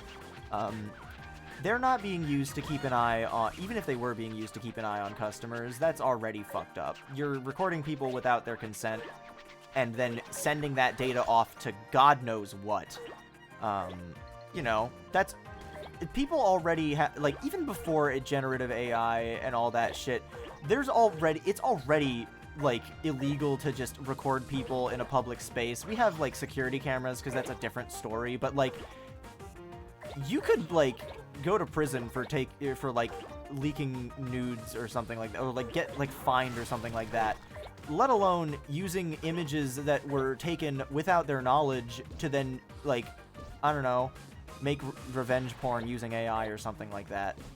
I don't know. That's obviously blowing out of proportion. I don't know whose data is getting sold where, but it's definitely getting sold because they have to make money off of it. Otherwise, it wouldn't be worth the investment to put all the AI into the shit. And so now here they are with these expensive AI cameras. So what are they using them for? Well, they're using them to look at associates and make sure that they're not sitting down behind the counter or on their phone or anything like that. And you know where else they put the camera? In the break room or the stock room. Stock room would make sense if there was stock in there that was publicly accessible to regular customers. They want to make sure that no one's just sneaking in there and grabbing a case and walking out the door or something like that. That would be really shitty. But they don't need to have a camera inside the stock room under most circumstances, so they don't in most stores. As a matter of fact,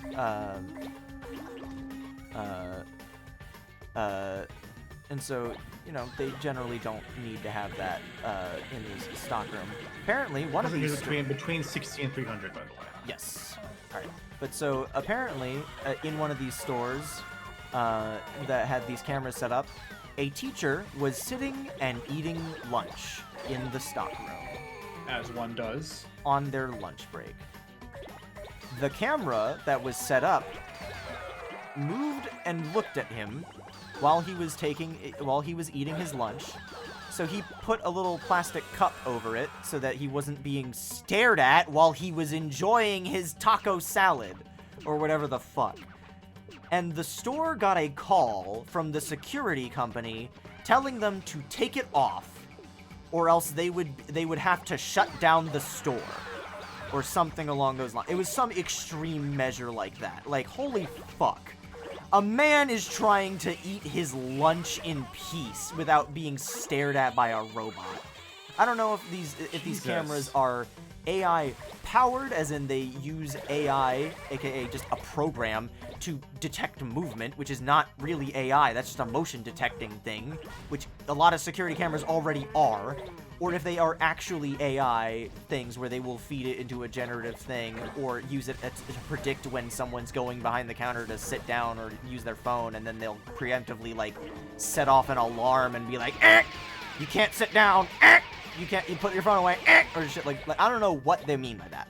All I know is I don't want those fucking things in any store that I would ever go in, let alone work at. I did work for a security camera company for a bit. Yeah. Yeah, they do have a lot of, like, they can pick up on motion and such, but it's really just a basic... Like, motion detected, did the pixels now... in this part of the screen change significantly in the last frame? Let's move it. Let's make sure we record that. Exactly. Yeah. It's like literally all there is to it. Yeah. It's not AI. It's just pixel comparison. It's like that fucking if you don't watch Dank Pods, one, you should. There's a video that he did on an AI rice cooker. There is no artificial intelligence involved. There's not even a computer chip involved. Rice cookers are stupidly simple to make from an electrical perspective. All you gotta do is have something that can detect temperature and an electromagnet so that it can circulate and just warm up the rice. Like, that's all it takes. There's nothing needed. But they just slapped that thing on, and one man's AI is another man's software.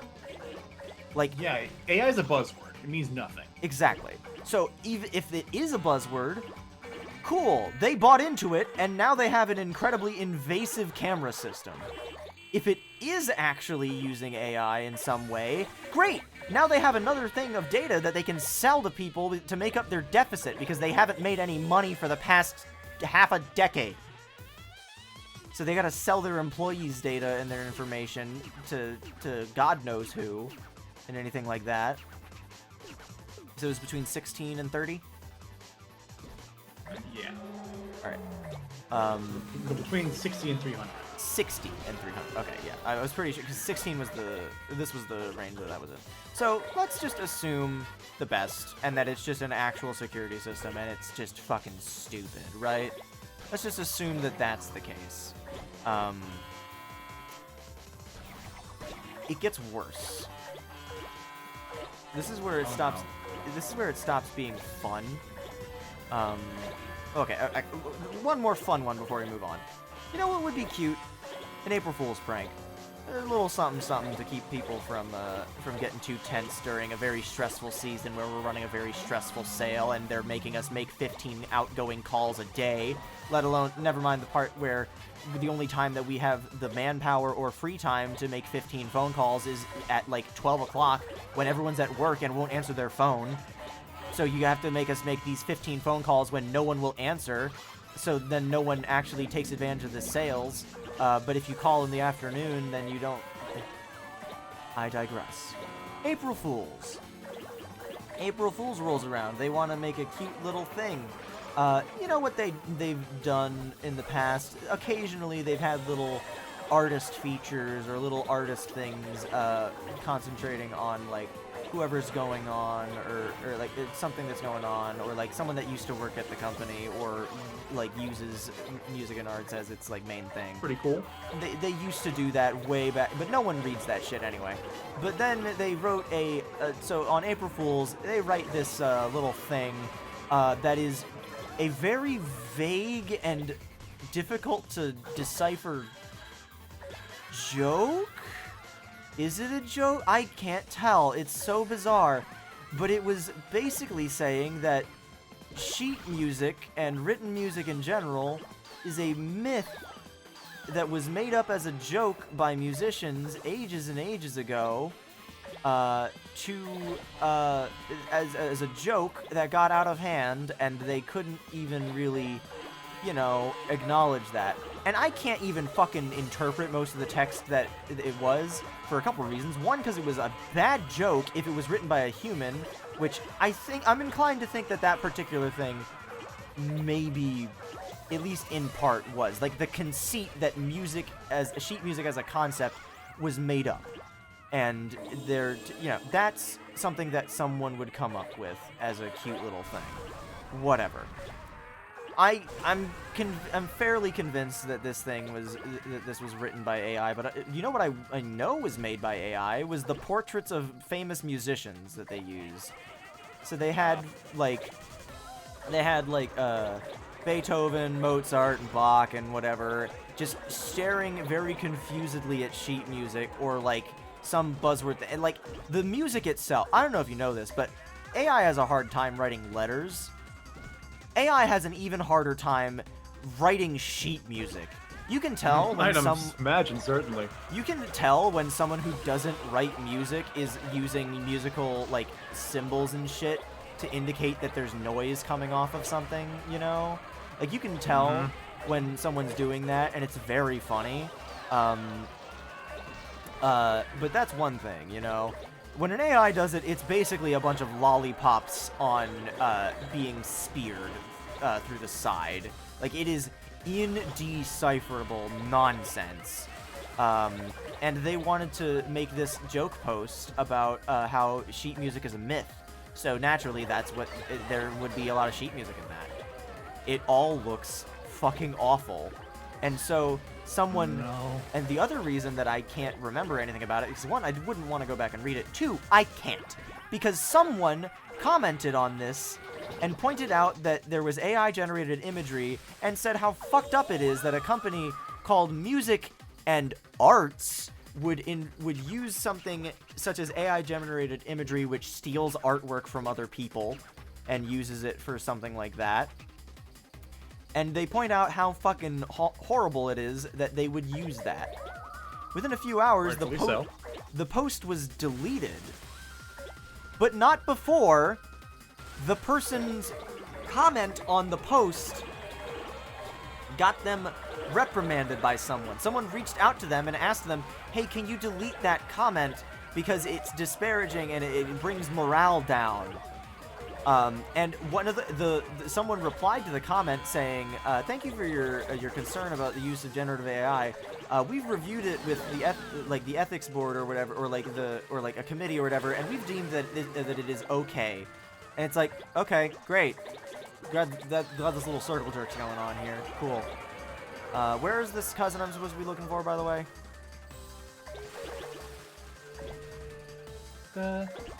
In the desert. Okay. Yeah, cool. I'm sure you did. Yeah. Anyway, so after they tell him, yeah, can you please delete this comment? It makes us look shitty. They deleted the article. Normal things to do. But that's always such a weird thing. Like, hey, can you not point out how fucked up the stuff we're doing is? It makes us feel bad. Yeah.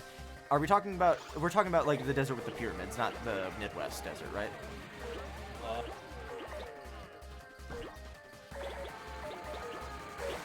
This says the desert, and the picture does not show any pyramids. Oh, but I do see sphinxes, though. Okay, yeah, it's that desert then. I don't know where that is. Let's roll around until we find it. I don't think it's over here, but we'll find it. Anyway, so they delete this. They delete that later. But that's really embarrassing. You know what else is embarrassing? writing an AI-generated, like, curriculum for a class. So they're trying to have us do this stupid-ass, summer camp where we have kids try out different instruments and all that. And I read the curriculum they gave us to give to the teachers, and it was almost certainly generated by ChatGPT. Like, I don't even want to go into that shit. But we're done talking about all the AI that the Kool-Aid that this company has drank in regards to the technology that we know is bad. Let's talk about something that we know is bad that isn't a recent discovery, like sexual harassment. Oh no! Yeah, I meant it when I said I'm going scorched earth. So, now keep in mind, oh my god, what the fuck? Yeah. Oh, you're not big enough.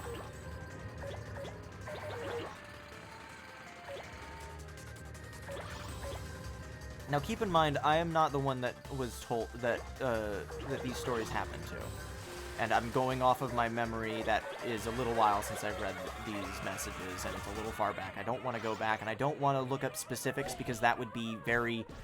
It would bring attention to certain individuals that are anonymous. And I do not want to do that. But, you know, let's just say that there was an associate at a store that was working full-time, and actually, hang on, let's find out what the name of this cousin is. I need to know. Weird boxy thing. Second cousin Drooby. He's Glooby and never Drooby. Anyway, Drooby, I've got some shit to tell you. So, imagine, if you will, a store that is extremely short-staffed. Hard to imagine, I know. It's very difficult. I'm imagining it.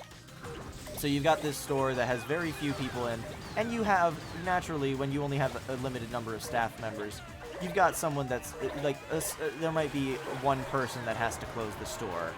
And so they, for example, are trying to close the store on their own, and at around 7 o'clock, there's a gentleman that shows up and starts flirting with them, despite the fact that she has shown very little interest, and has explicitly said that she is married to them, and then they continued advancing and saying shit and all that. You know, good things, normal things, and then said customer accidentally leaves their keys in the building, and so that they can, when the associate locks up, they have an excuse to knock on the door and have them unlock the building to let them back in, naturally, because they forgot their keys. So now they have a guy outside their building lurking and waiting for the sole female member of the staff that's still there to come outside of the building, or to let him in. Fortunately, very fortunately, there was another teacher in the store that was there with them, and they were able to get that to stop happening. Before this part happened, after this, hang on, does my music run out? I gotta check. Eggman Land ran out. How did the song for Eggman Land run out? Eggman Land never fucking ends. Anyway, so this associate now, this associate posts something asking for assistance, or like for someone to call or maybe get some help or anything like that, you know, things like that, and they have their comment deleted by their district manager, who tells them to not post something so distressing in the chat. What the fuck? Yeah, and then later, after the situation was resolved, this associate messages the DM privately, along with someone from HR, I think it was, and says, "Hey, just in case you'd never heard an update from me, I'm okay now." But, like, that was extremely shitty, and you can't, you shouldn't be able to do that. You know. So, you know, there's that. Then, but you know, there's something like that. Generally a not great thing. But, you know what's worse? Oh. Yeah, I know, right? It keeps getting worse. I said I'm going scorched earth. I meant it. I am airing every piece of dirty laundry that I can think of. So, here we are. Somehow worse still. So no one's helping this, Signolo's faces were just bleeding through the Katamari. That's normal behavior. So, we've got this normal situation going on with the team. So then this is all hearsay of hearsay of hearsay. This associate, this person that was sharing this in the chat, was hearing it from someone that had previously worked within the company, and it was a secondary thing. But so this person hears it from someone else that there was an associate that was hired by the previous manager who had a criminal record. We also love the cousins. Roll up every last cousin. So this person has a criminal record, and they get hired by this manager. And then we have... oh, it's second cousin Drooby. What were you doing on Earth? Digging an oasis. We have no idea what you're talking about. This Katamari feels nature-ish. Our queen may like it, but we prefer something a little more plantsy. Yeah, shut up, elephant. Bitch. But so, you know, here we are with this horrible situation where we have, where a manager has hired someone with a criminal record. Said person is a registered sex offender. Keep in mind that we work with children on the regular. Hello? You know? So how fucking effective are these background checks if we're working with children regularly and they don't even check for something as simple as a criminal record related to sex crimes?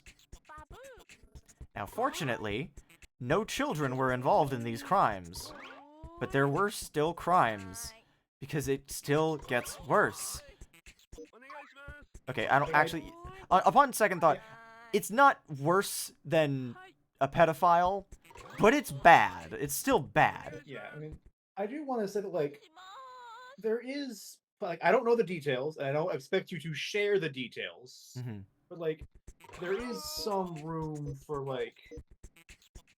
a criminal record isn't necessarily a terrible thing. Like, people do stupid stuff when they're young, and sometimes crimes are bullshit. Like, my best even friend a sex has a offender criminal could be someone that, like, was catfished, had to and had then catfish, or really had to pee and was drunk and went behind a building and got caught urinating in public. That's a sex crime. Like, my best friend Adam has a criminal record. He's admitted as such. Yeah. And that affected a lot of things for him. So it's not inherently bad. But from the way you're talking about it, I don't think it was something that was bullshit. I'm not going to ask you to spill details. Please don't. The people still deserve their privacy. But it sounds like it was something pretty bad. So what ended up happening is this associate that was hired ended up following another associate home. Yeah, that's not great. They got their home address from another or from some internal system and went to their house. And very fortunately, they did not get or they were okay, but it took a solid like 5 days of calling and badgering and reaching out to everyone possible in HR to get this person fired. The fact that they were hired at all is atrocious, and the fact that there is the system in place allows that to be... Jesus fucking Christ. Yeah. I wasn't kidding when I said that it could get worse. So that's all the dirty laundry that I have to spill. Oh, that's all. No, like, secret death cults in the basement or anything? Yeah, I was shocked, honestly. So, and now you gotta keep in mind, a lot of those things that I was telling towards the latter half of things, not a lot of the AI bullshit implementation has really come to a customer-facing front. Not a lot of the bullshit that I've had, that has been, like, with the AI cameras and shit like that, or like the store leads and area managers and stuff like that. None of that has directly affected me, but it really speaks volumes about the company that they don't fucking care about their employees. It is easier for them to churn and burn through people than it is to actually meaningfully help and support their employees.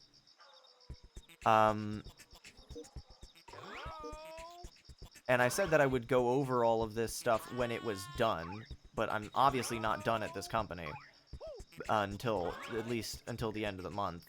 But I'm not looking back. Even if they had told me that I was welcome to stay, I would have told them, fuck off. I'm not staying. You don't value me as a person or as an employee. So, I'm fucking leaving. This kid has something new to say. Hello, this is Mutsuo Hoshino. Katamari Damacy is great. It's a lot of fun. Anyway, in We Love Katamari, there are a lot more cousins, right? 40 of them, including the prince. It's not like that needed an upgrade. Anyway, there are so many that I forgot all their names. I have no choice but to remember by making friends with them all. So on that note, let's play together. Let's stop talking about depressing shit. Let's talk about fun shit now. Aha, Yeah. we get it. This is the hidden mode, yes. We were surprised because it goes on forever. Right, QP? Not QP? Koopa? Looks like we forgot. True. Let's try and remember together. It's alright once we remember. It's not a crime to be forgetful. Yes, we'll just get it back. Fortunately, I have another job lined up. Nice. We're having trouble remembering who's who. So let's remember by rolling them up. Yes, that's the best strategy. Alrighty, let's go roll everyone up.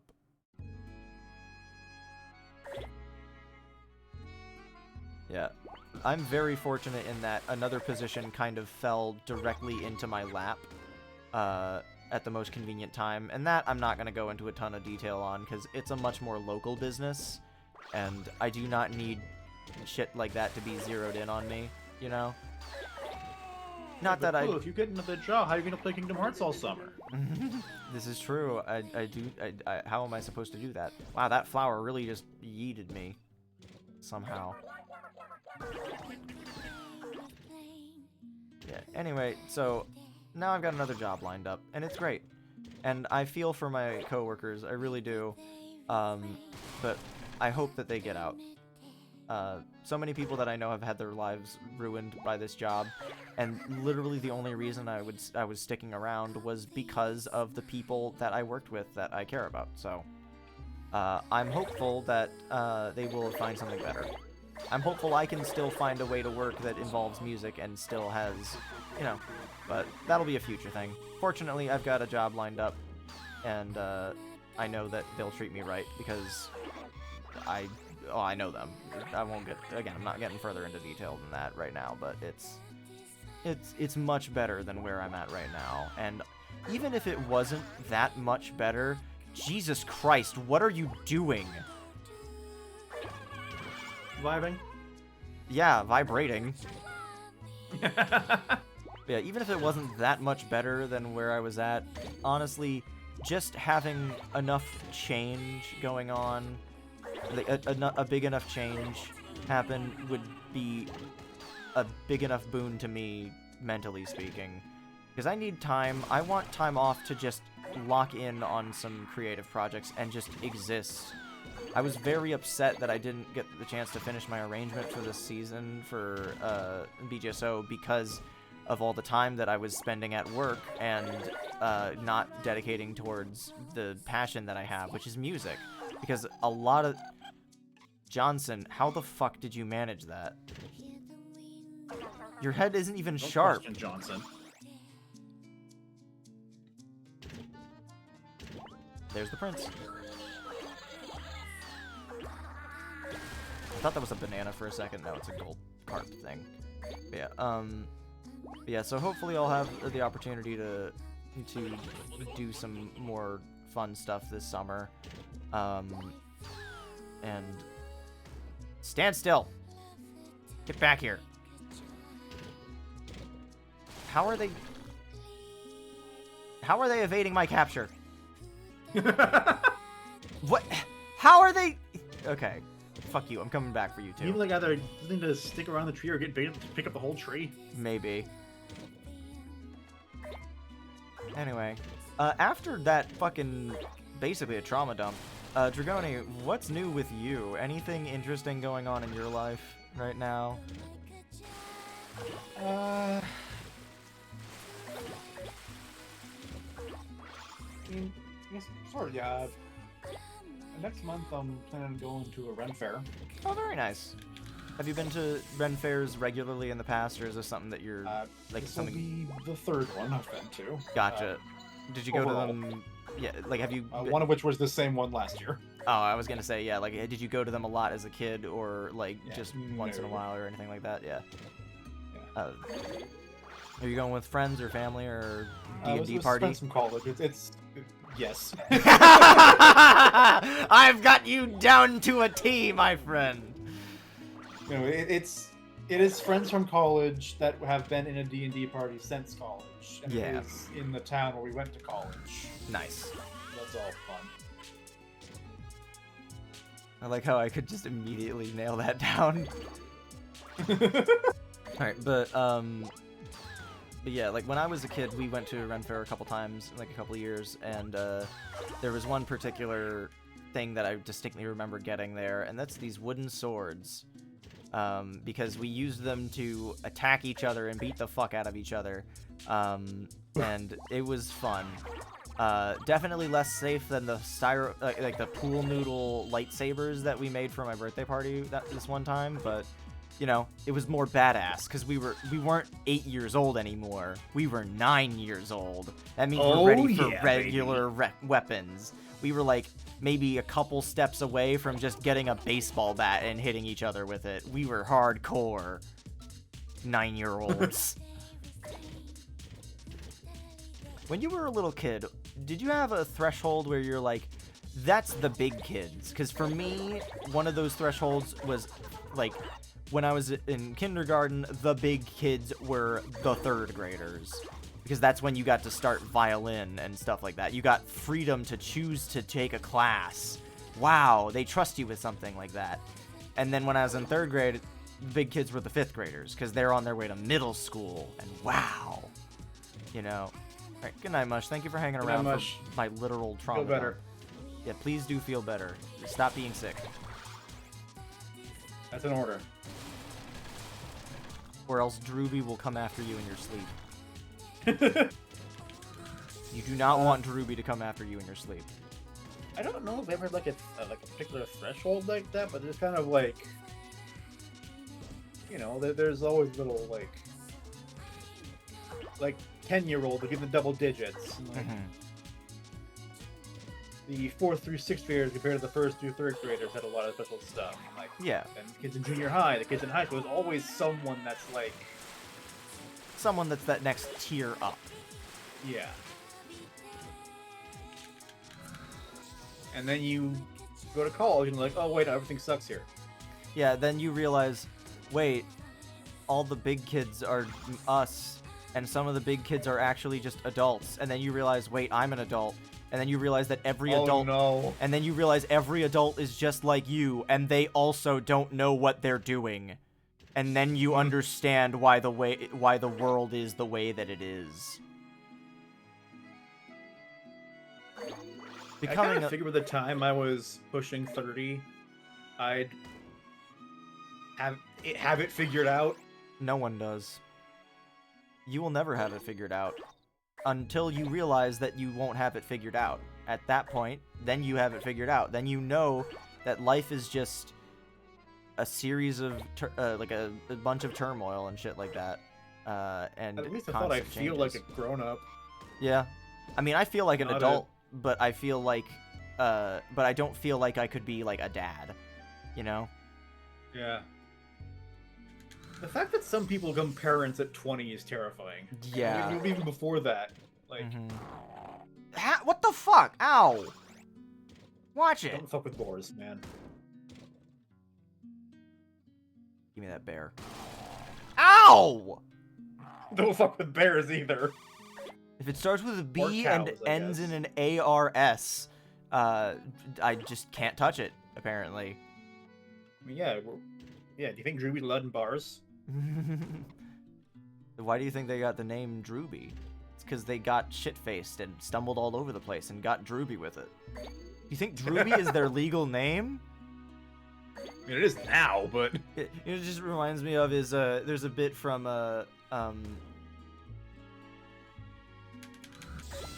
Aha!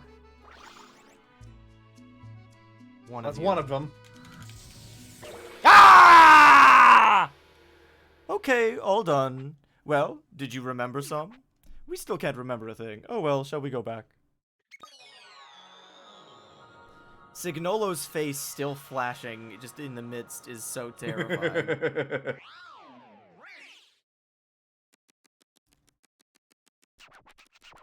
Oh good, we managed to remember. Our favorite cousins are Mappy and Happy, those two. Those aren't cousins. Oh no. 83213. Slow recall. Slow. By the way, look at all the different cousins. Our real favorites are Pingo and Siphon, those two. Hey, thanks, Your Highness. I managed to remember. By the way, my favorite foods are tempura and sashimi. Oh wait, that has nothing to do with this. Sorry about that. Here, you can have the Katamari. I love that. I love that. That's so good. Yeah, I'm sure that if I had poked around a little bit, there probably would have been a sticker from Mappy somewhere around. Friend Planet! Yeah! Hey, it became a star. Hey, I think I forgot that already. Kid, what the fuck? We also love Mutsuo Hoshino. Make Mutsuo Hoshino's dream come true. Alright. With that, I think we only have, like, 2 missions left in the whole game that we haven't beaten.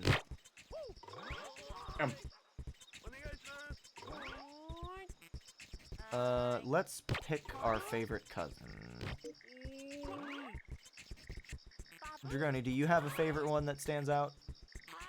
Or beyond. Beyond? Beyond's very good. Baboy. Beyond. Alright, so the last ones that we haven't done are Michiru Hoshino, which is the credits, which I want to go through that all the way through properly, and then... What, you want to skip it this time? Yeah, and oh, there's another one. Then there's Tomio Hoshino, so let's go talk to Tomio. Oh look, I'm here. Dragoni, you're gonna voice Tomio. It's dangerous out there in space. Hello, it's been a while. It's Tomio Hoshino. We met in Katamari Tamasi. That was a great experience.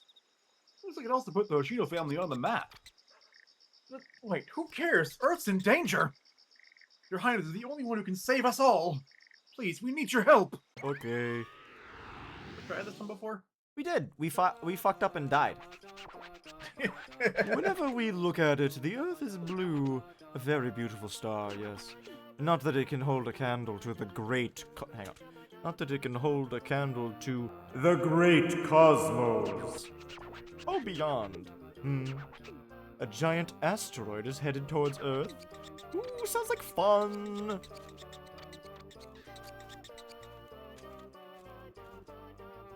Please help us. We're all waiting for your Highness.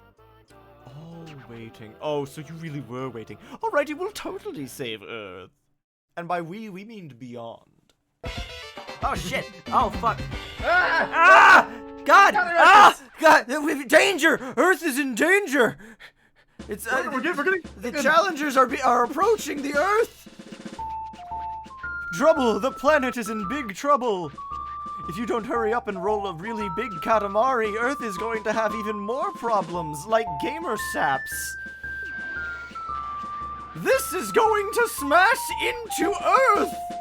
That's gamer stuff. That's what he looks like. Saps, how could you do this? Wow, the camera's really holding on it for a while now. Beyond, you have to hurry or Earth is toast. Somebody help! Alright, we gotta get moving, Beyond. We gotta schmoove. We gotta save the Earth. This music is very calm, considering. What was I even talking about?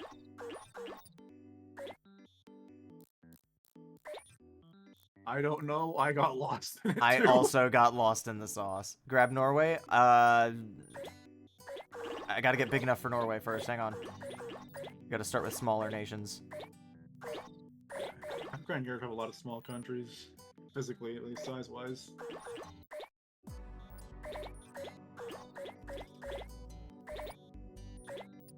Chad. There we go. Whoa! There we go! We got it! I love it when that happens. We need blue orb for a Kyogre. Correct. Yeah, Norway is not that big. Norway is fucking empty. It's not big. But also, Norway's not nearly as empty as, like, Greenland.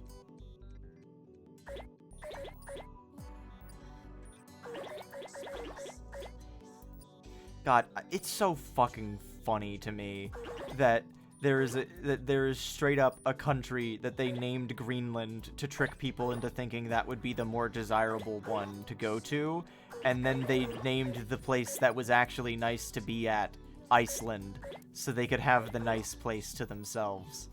Like, We got the Pope. oh, we did. We got the Vatican.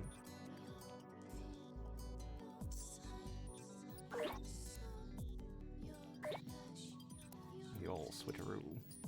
They'll never expect a thing. Oh, I remember what it was. There was a bit from Dragon Ball Z Abridged that was said about the shit, I can't even remember what bit it was. Are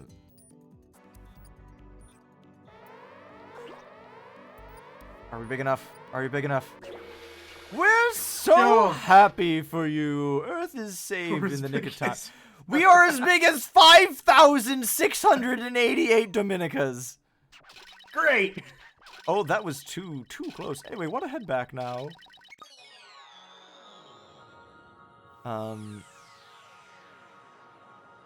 Oh, I remember what it is. We were talking about Drewby not being Drewby's real name. And it was, Right. there was a bit when, yes, that turned out well. We managed to save the planet. By the way, is everyone alright? Is everyone on Earth alright? Oh, you were rolling up entire countries. But it all managed to turn out alright. But that asteroid, oh, that was close. If there hadn't been enough countries, oh, just think about it, it makes us shudder. Really, how nice that it turned out well. Now we can all have peace on Earth. Countries. Makes sense that it would be a Zawarudo-ish Katamari. Oh, this is what a miracle the impossible looks like. Wow, I still can't believe it. Can't wrap my head around this. Whew, Katamari Damacy keeps surprising me. Anyway, thank you very much. Please, keep Katamari for yourself. Ooh, really? You're giving it to us? Seriously, fabulous. We are so pleased. Yeet. Yeah, the We bit don't need in- those countries anymore. Oh, no, they'll get replaced as soon as it gets turned into it. That's just negative What space turned- Earth. Into a star of its own. It used to be Earth, you know? No, I totally got what you meant, Saps, don't worry. Whoa! Thanks, Coach! Blum bum! Thank you! Thank you for the royal rainbow. I feel it. That was awesome.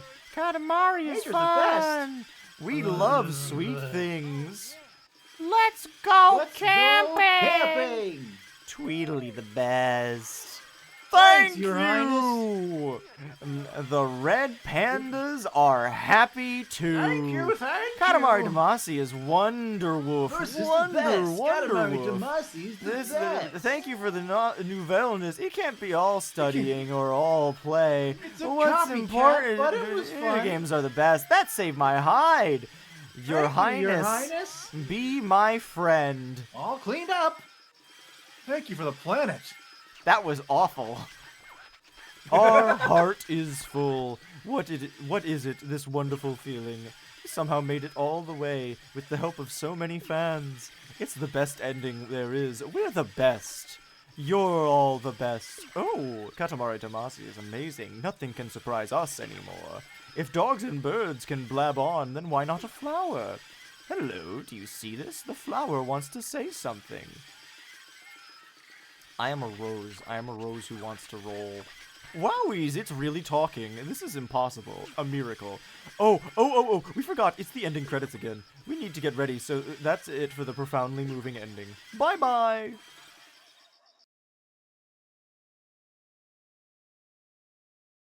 Alright, I got a second chance at this shit. God, look at them! Wow! God, this is gonna be harder to dodge now that I'm so fucking large. Yes, my sabotage. Oh, spaceship.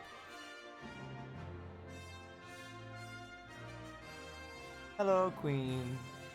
But yeah, the bit that I was gonna say from Dragon Ball Z Abridged is, I think it's in one of the movies, but it's, I forget what instigates it, but it's Probably Goku. the situation around it, but it's like, oh no, it was at the beginning of the Android 13 movie, because they got banned from a bunch of different malls, and it's like, and yeah, it turns out that we couldn't go to any of these locations for the party because Master Roshi's banned at all of them. It's like, how did you manage to get banned at so many different locations? And it's like, you think Master Roshi's my real name? And just, it's very good. Hang on, I gotta get him to roll up other stuff. I understand. Ace! Rainbow Girl! The lazy bones.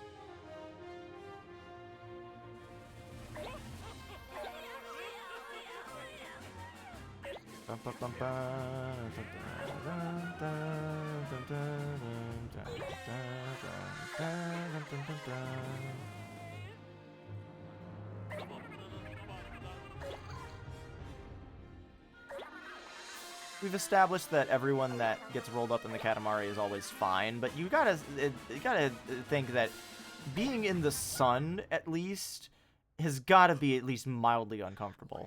It's pretty toasty, yeah.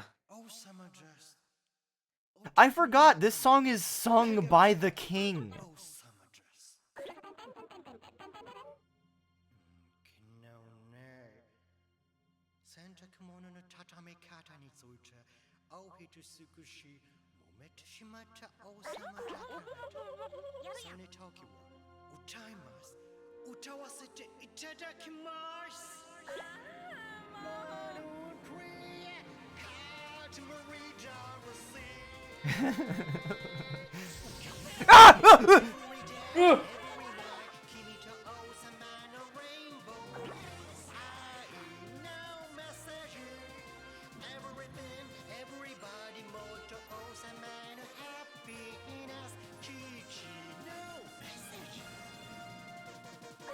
I got in front of it again.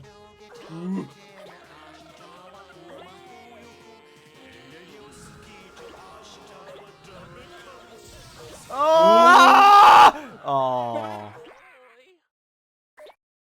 Well, that was Too much far? better than last time. Alright.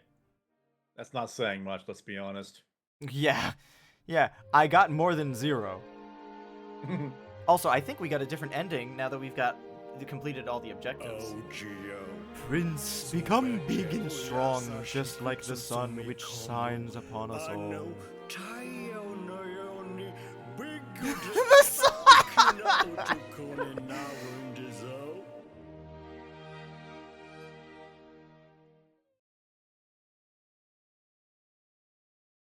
Oh, you were so close. Just a little more. Just a teensy bit. Just a skosh. That's always the way it is.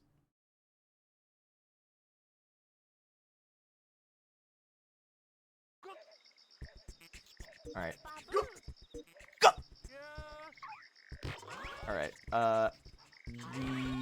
I forget. So there's the daughter, and then there's the flower. The flower is the credits again? Or no? Yeah, no, this is the credits again, so what's the flower? Okay, yeah, no, we're not gonna do that again. At least not yet. We might try it one more time before stream ends. But now, let's go check the flower. A million red roses. How ominous.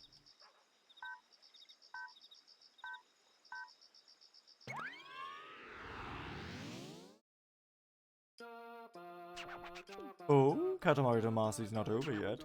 What? Roses? Rosy roses? What about roses? A million. Oh, we understand. A million roses. Yes, we know. Let's go, let's go. Off we go to the land of roses.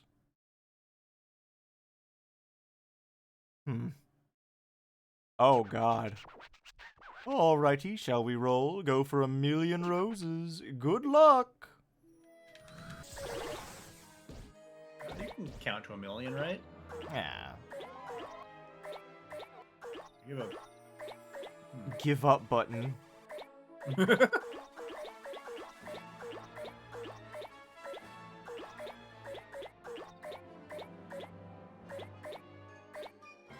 Well, this has been a delightful journey. I really love This has this. been fun. I love this video This game. is a very silly game. I love Katamari so much. No, we love Katamari. We love Katamari so much. You're right. Oh, hang on. Let me just hang on. Let me just snag this one. Yeah! No! Apparently I overshot. It's glued to the snowmobile? We gotta get the snowmobile included.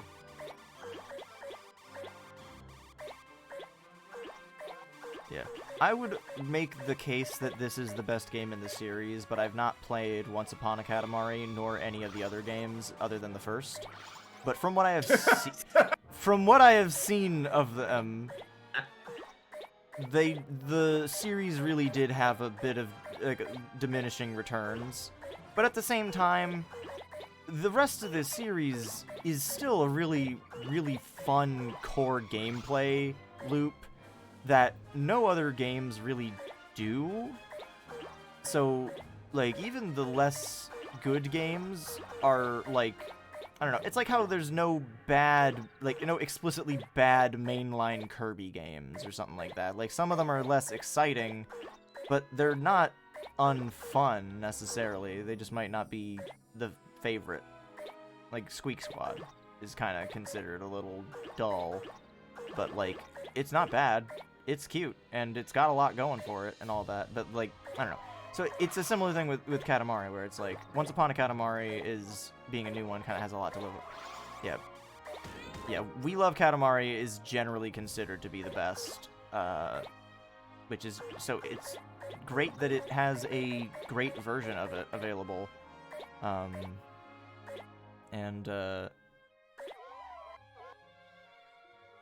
Are there any more than, like, do they spawn roses any faster, or do these guys just make more and more roses spawn, and I literally have to go all the way up to 1,000,000?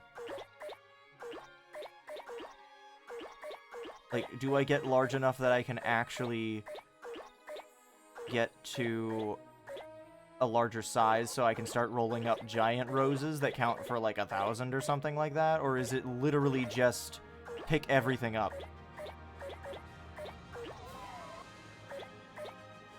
If you don't actually get bigger. I haven't, it doesn't feel like I'm, oh my god. You can, like, that's all for today. It doesn't cancel your progress. It saves the progress so you come back and next to it later. Okay. That makes more sense as to why it says that's all for today. as opposed to I'm good.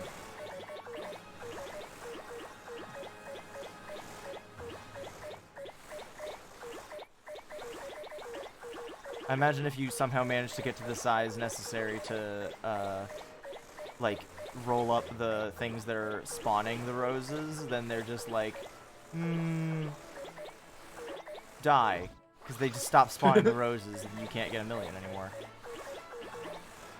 Not meant to do this one in one sitting? Watch me. Sub-goal. I think they just layer the roses or stop attaching to your model at a certain point. Yeah.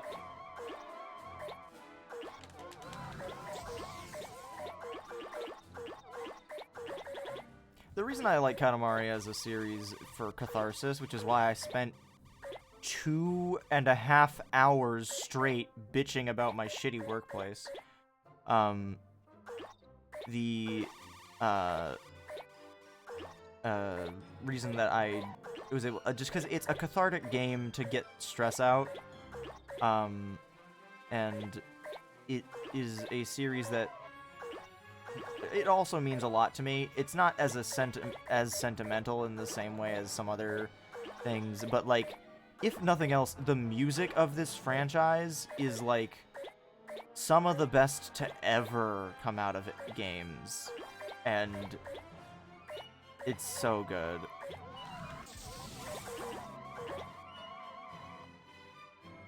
Oh, so there's multiple levels that I can go to, so like if I quit this mission, I can come back and do another, and it'll spawn me at a different location. Yeah. Okay, once we reach 2,000, we'll do that. But yeah, like, According I think to the wiki, the advanced Katamari strategy is something. This ice ring is the best of the maps you can get for this. yeah, I was gonna say this seems pretty ideal, but I'd like to at least see the other maps while I just yap about non-stressful things. Nice job today. Ready to go home. Yoink. Let's go home and put this in some sugar water so it's fresh for next time.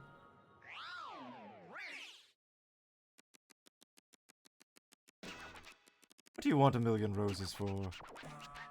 We don't know, but this is nowhere near enough. Long ways to grow.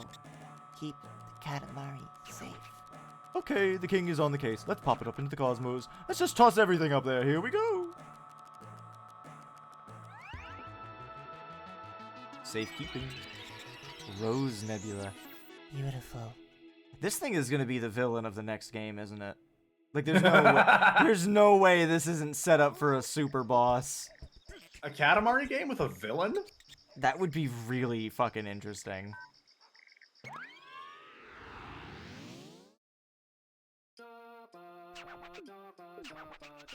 Yep. Alright, let's try a different map. And then I think we'll probably wrap up. So, fortunately... Alrighty, shall we roll? Go for 1,000,000 roses. Good luck.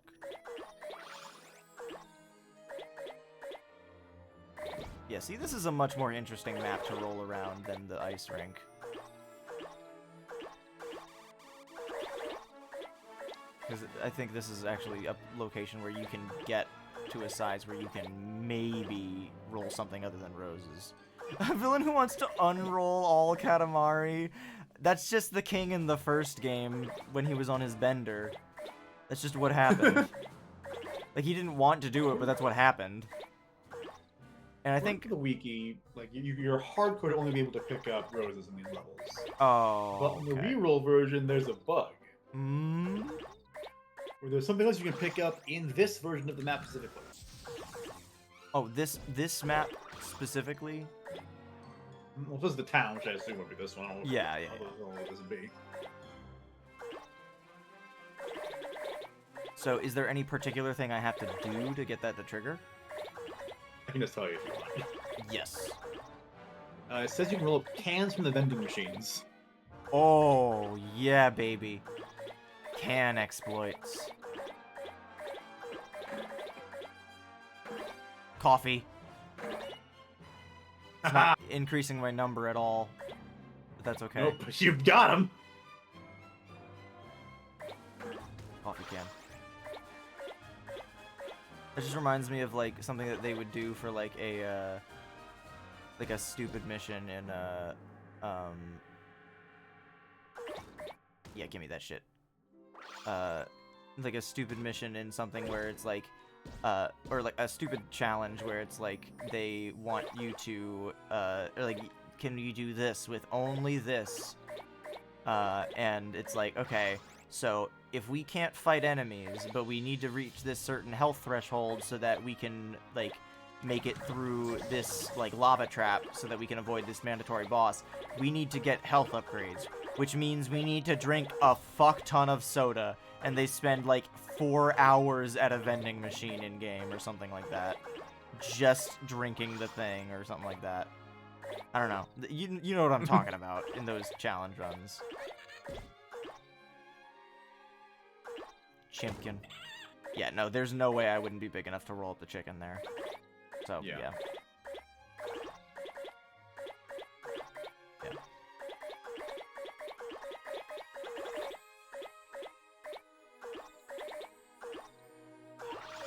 Oh. I personally, even though I was doing nothing but talk about horrible shit for this entire stream, I feel much better. Talking horrible things helps you feel better about it. It's catharsis. Yeah.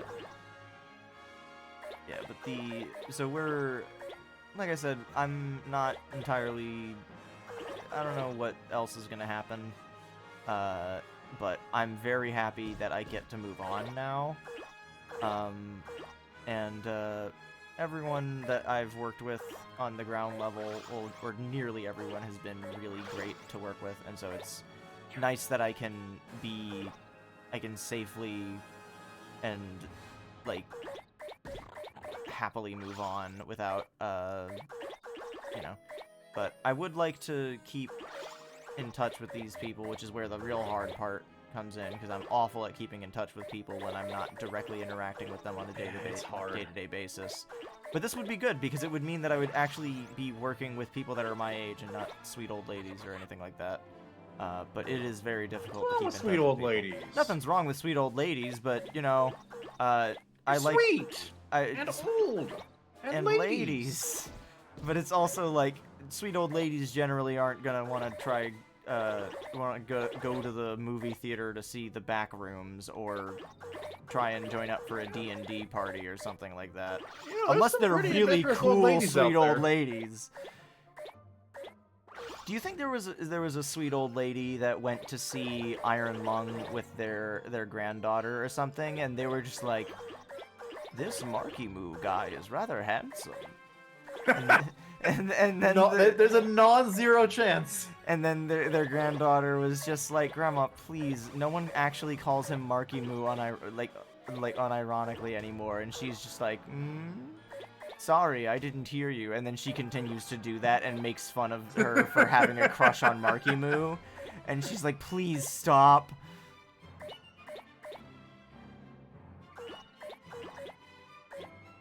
I really do want to go see the Backrooms in theaters, though, because I think that it's... I've heard it's good.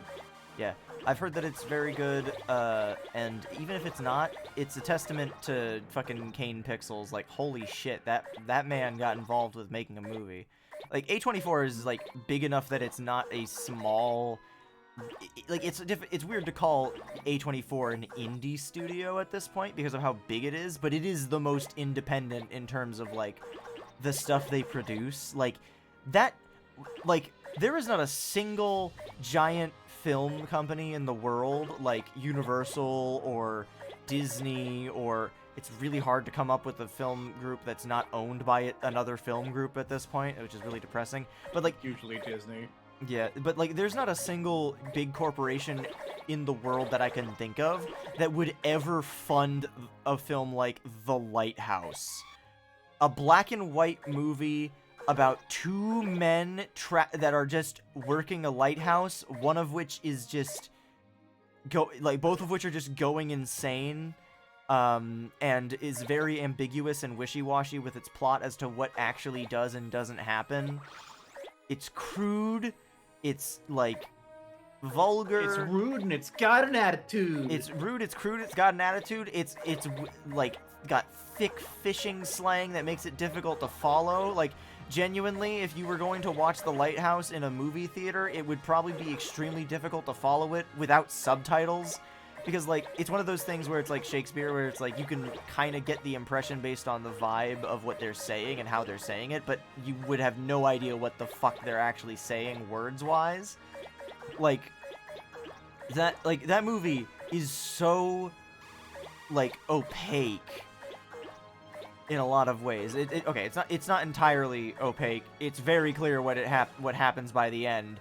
There's a shot of one of the main characters being eaten by seabirds because he was dead the whole time. Like, it can be pretty on the nose. But, like, in general, that movie is not a very, like, public moviegoer friendly. But, like, it's really good, and no other movie studio would have made that. You know what else would never have been distributed or made or anything? That, fucking Skinamarink. Holy shit. Like, there are so many adventures. Like, I don't think A24 was involved in Skinamarink at all. But, like, oh my god. Like, just the fact that that movie can exist in a space like this and was lobbied to be put in movie theaters, even though that movie's basically a PowerPoint presentation. The Lighthouse is really good because, if for no other reason than it has Willem Dafoe in it, and every movie that Willem Dafoe has been in that I know of has been at least very entertaining. Like, Willem Dafoe as Ryuk is like pitch perfect casting for Death Note.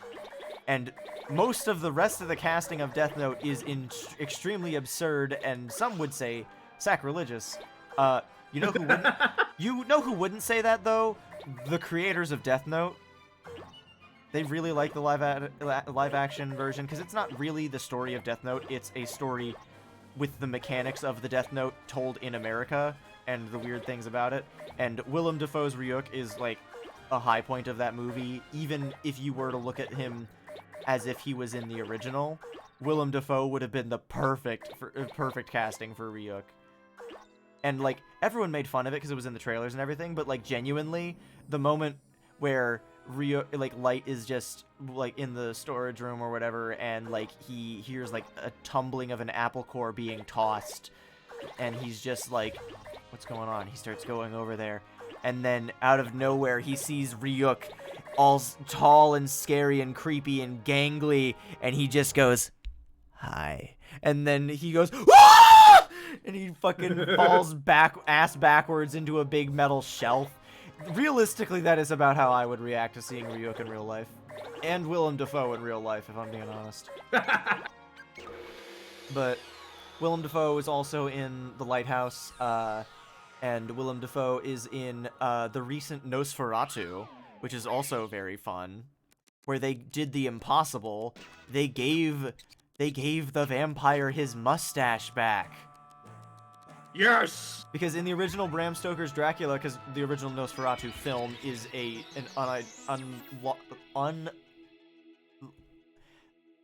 unauthorized version of Bram Stoker's Dracula, and in the original Dracula, Dracula has a mustache, which honestly, and they do this. Hello, Void Kong. That is your stream now? Well, you'll have to fight the King of All Cosmos for it, because last I checked, he's got about 1,000,000 roses that he's going to use to beat you to death with. It'll take a while. He doesn't have them yet. Don't tell him. Can't let me have them yet. Get one clue. Come on. Shh, it's fine. It's just a bluff. It's a bluff. But yeah, like Does Castlevania Dracula have a mustache? Yes, he does. But like genuinely giving Count Orlok in Nosferatu 2025, because I think it came out like on Christmas last year. It was either 2025 or 24, but it came out on Christmas or like very close to it.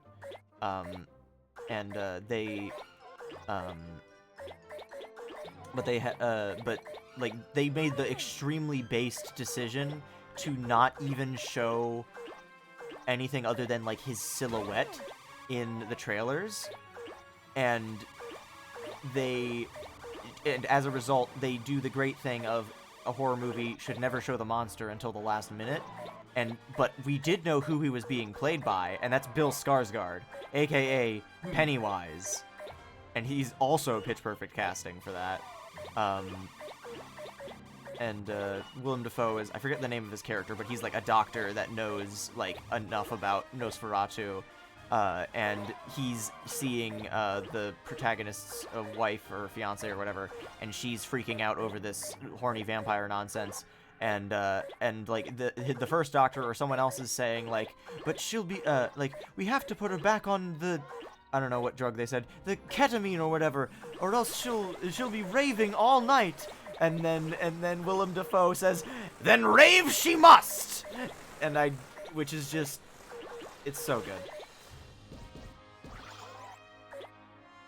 Is that one Beauty and the Beast post? Yeah, no, whoa, he was out there last night. All night raving. Yeah, exactly. Good night, Saps. A goodbye gift. That sounds alarming. Oh shit. Oh god. Oh god. My Katamari!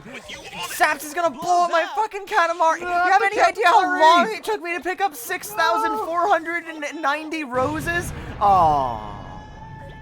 That's like...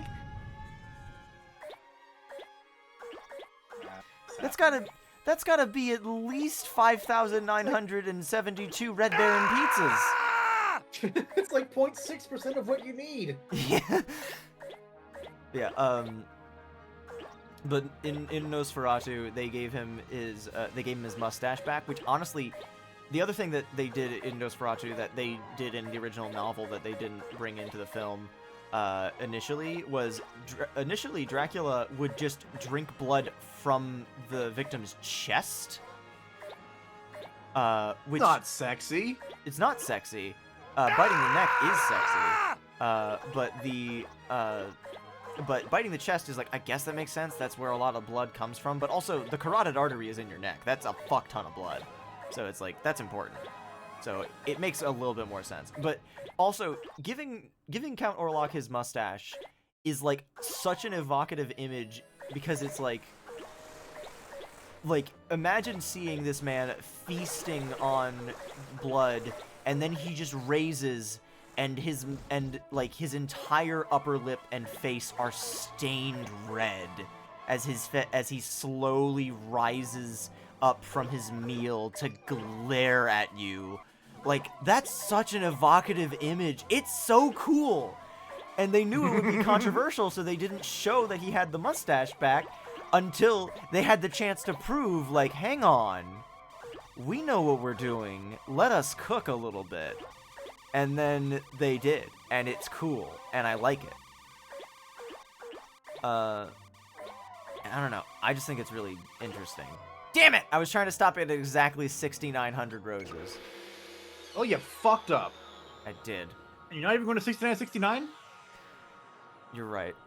I should have done it for Ninja Sex Party. In the far off year of 6969.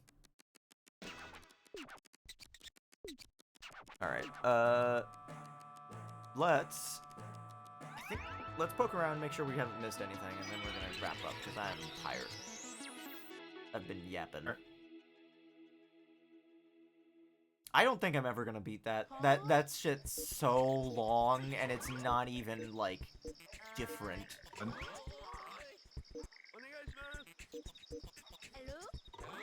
Hello?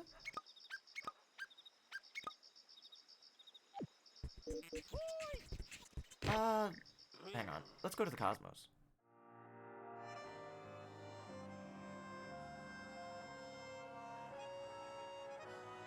I need to get rid of the chat summary. Is that a feature that I can disable, or is that something that just happens, or that appears individually?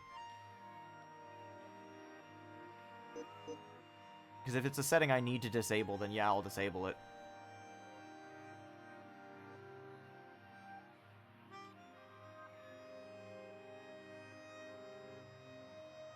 Look at this beautiful universe we've made. You seeing this That's shit, pretty Kevin? good, but I could probably use about 995,000 more roses, if I'm being honest. Oh fuck! But that's at least 69,975 million and 2 Red Baron pizzas. Where am I gonna get? Where am I gonna get all those? Start planting, I guess.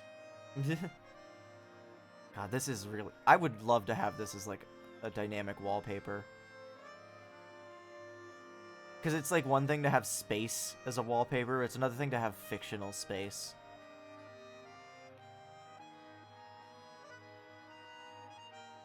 But yeah, if that's a setting that I have to opt out of to get it to hide it from my chat, then I'll do that, but I haven't seen it on OBS. Damn, look at this.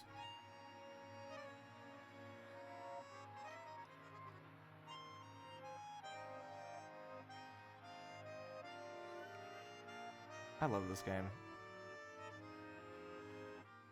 Would be better with Void Kong. Void Kong's somewhere down there, rolled up in the sun.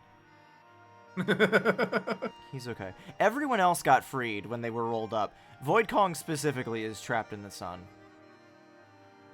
As is just and proper.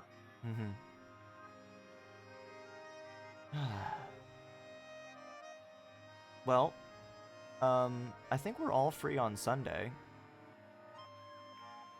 Do we want to start Mina the Hollower on Sunday? May or may not be here Sunday, depending on how Father's Day stuff works out for my family. That, you know what? That's fair enough.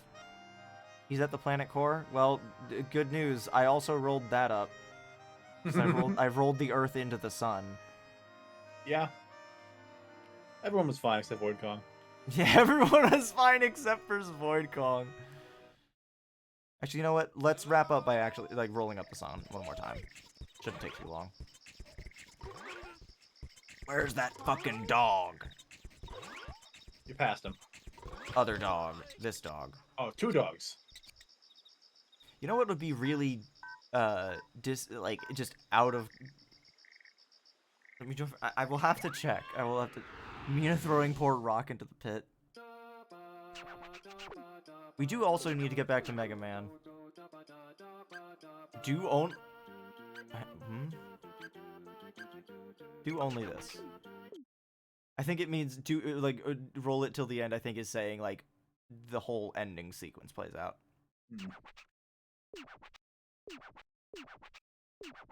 That makes sense. I was thinking it would be like cut to when you have enough stuff to roll the song up. This is very incongruous with the music from last time. But yeah, Dachi, I'll let you know. I will try and set something up so that we can have you on for at least for the first stream, because like I said, I'm definitely for the first stream of Mina. I'm gonna be going in blind, and then after that, I will be playing it casually on my own time. Then after that, I will be, and then I'll chip away at it on stream gradually. But I will be playing through it casually first. But I wanted my first impressions documented. Yippee, that sounds good to me. Alright, but yeah, other than Mina, we've got Rockman, we got Mega Man coming up. I've actually been thinking about playing Mega Man Legends recently, but that would just make me frustrated that we don't have 3, but obviously that's old news. Serious? No, this is comical.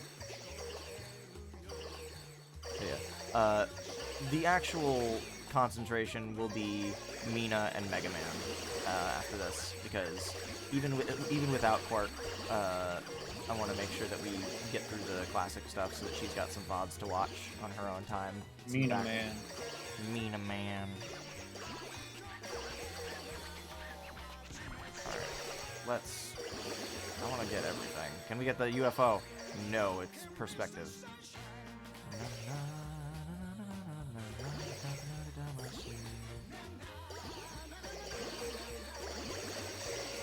Incidental Big Bang. Got him. UFO. I'm a fucking UFO. So that's where it was.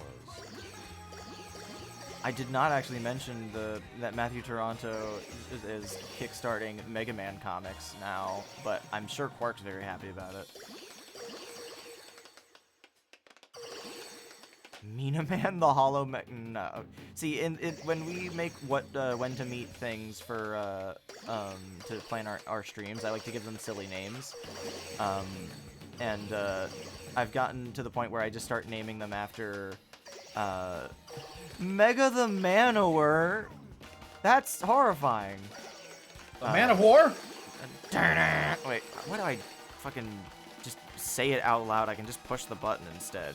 Where is it? What you got on that button? There it is. I really need that on a more accessible button. So I don't have to You're switch a robot all the for way. a second there. Oh, yeah. Speaking of, I never got the chance to mention this. Before stream, I determined why the first 30 minutes... Oh, no. We've got to roll up. Man. The Mega Man. Yeah, but, the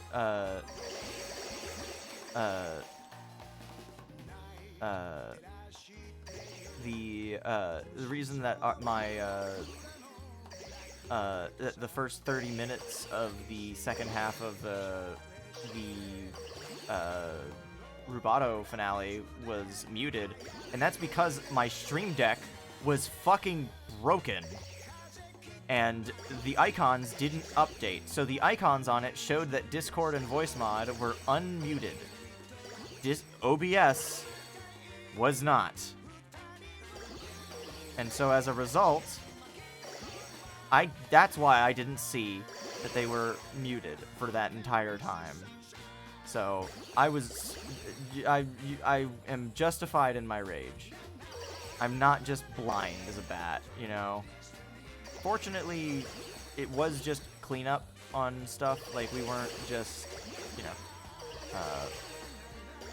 it made for a funny clip. Well, it would have made for a funnier clip if you could have gone back to clip my reaction to GOAL! Dragoni probably only heard the first syllable of that, but that's okay. Ah, true. Oh, cool. Ha ha ha ha ha ha. Ronaldinho Saucer!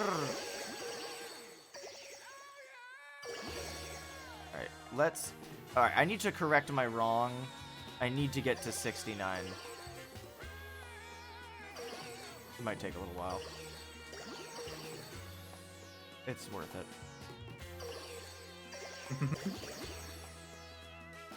You can tell that I'm having fun with the stream because I just don't want it to end. It's getting close to midnight. Oh my god, you're right. Well, I'm actually much closer to 6,900 than I thought. Or 690. I can't do the quick roll, which would really speed this up, but it's fine. I guess I might as well ask, how many people would care if the Rubato VOD stayed split on YouTube? Because it takes a little while for me to re-render something to have it all together.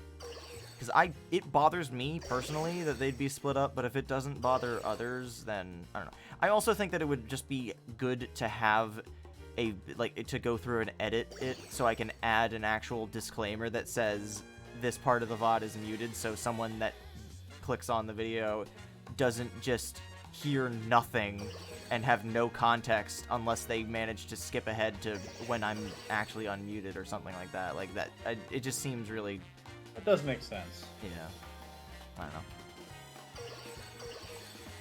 Yeah. Well, and the thing is that adding the disclaimer in the video itself in a way that won't be missed means I have to render it out anyway. Just voice over it in post. I could. That would be really stupid, but it would be... I could do that. I mean, you do remember exactly what all of us said, right? Yeah. There was a very good episode of one of Fat Guy 703's Paper Mario 64 mod playthroughs or whatever, where Lenny, one of his co-hosts, just straight up was, like, his audio got completely corrupted, and so what they did for it is that anytime that he spoke up in the flow of the conversation, they would have like Microsoft Sam voice, basically say an approximation of what he had said there, and they would use like context clues to pick it out, and all that, and make an approximation. But sometimes there would be points when they would say, where Lenny would say something and there would be no context clues to pick out, but they would like laugh or say or something like that, and they would just have this Microsoft Sam ass voice just say butts or something like that. And it was like that for like 3 episodes in a row. It's so great.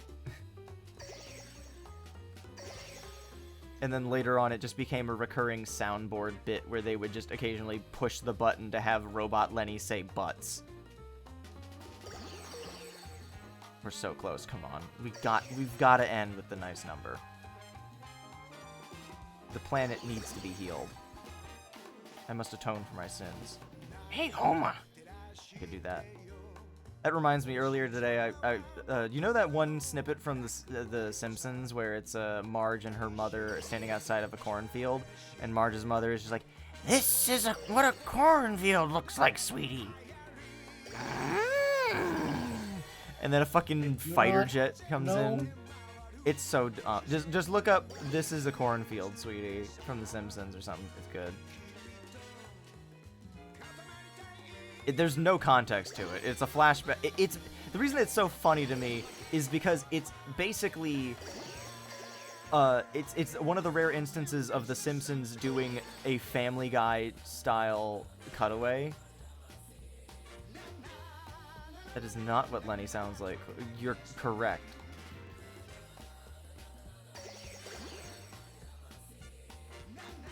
Because I don't actually remember which one is Lenny. I just thought you were doing Lenny's one of the guys from the bar. Yeah, I was pretty sure that was one of them, but I didn't remember what his voice sounded like.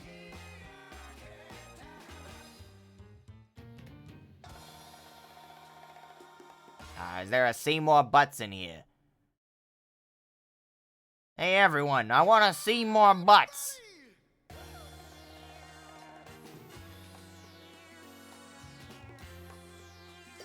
Oh. There's so many shitpost versions of this, I'm having trouble finding the original. That's fair. It's basically a shitpost in and of itself. But it's like one of the only times that The Simpsons has like a cutaway gag in the same way that Family Guy does. But I've been rolling for so long that most of the planets have like kind of pushed inward towards the core.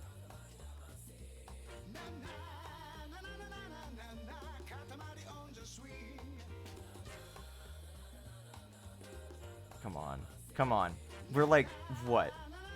15 away? Less. We can do it. So YouTube gives like automatic, you know, when you search something, you get like, you know, descriptions of a page on there. Yeah. YouTube's doing like AI stuff now, and it's like a YouTube video showcasing a cornfield scene with humorous commentary by Simp San. Mm-hmm. That's fucking incredible. Mm-hmm. I love the it. description of the actual video itself is entirely Simp San. That's it. What the fuck did you get that from? One of my favorites is one of my favorites is a whoa. Ooh. Careful. Yeah, baby! That sun is mine! No, I picked up another one! How did I pick up another one in the middle of it? You ruined it! Wowies, all rolled up. You rolled up the sun. Yes, this is truly amazing. But so 2 minutes ago. Okay, let's go home.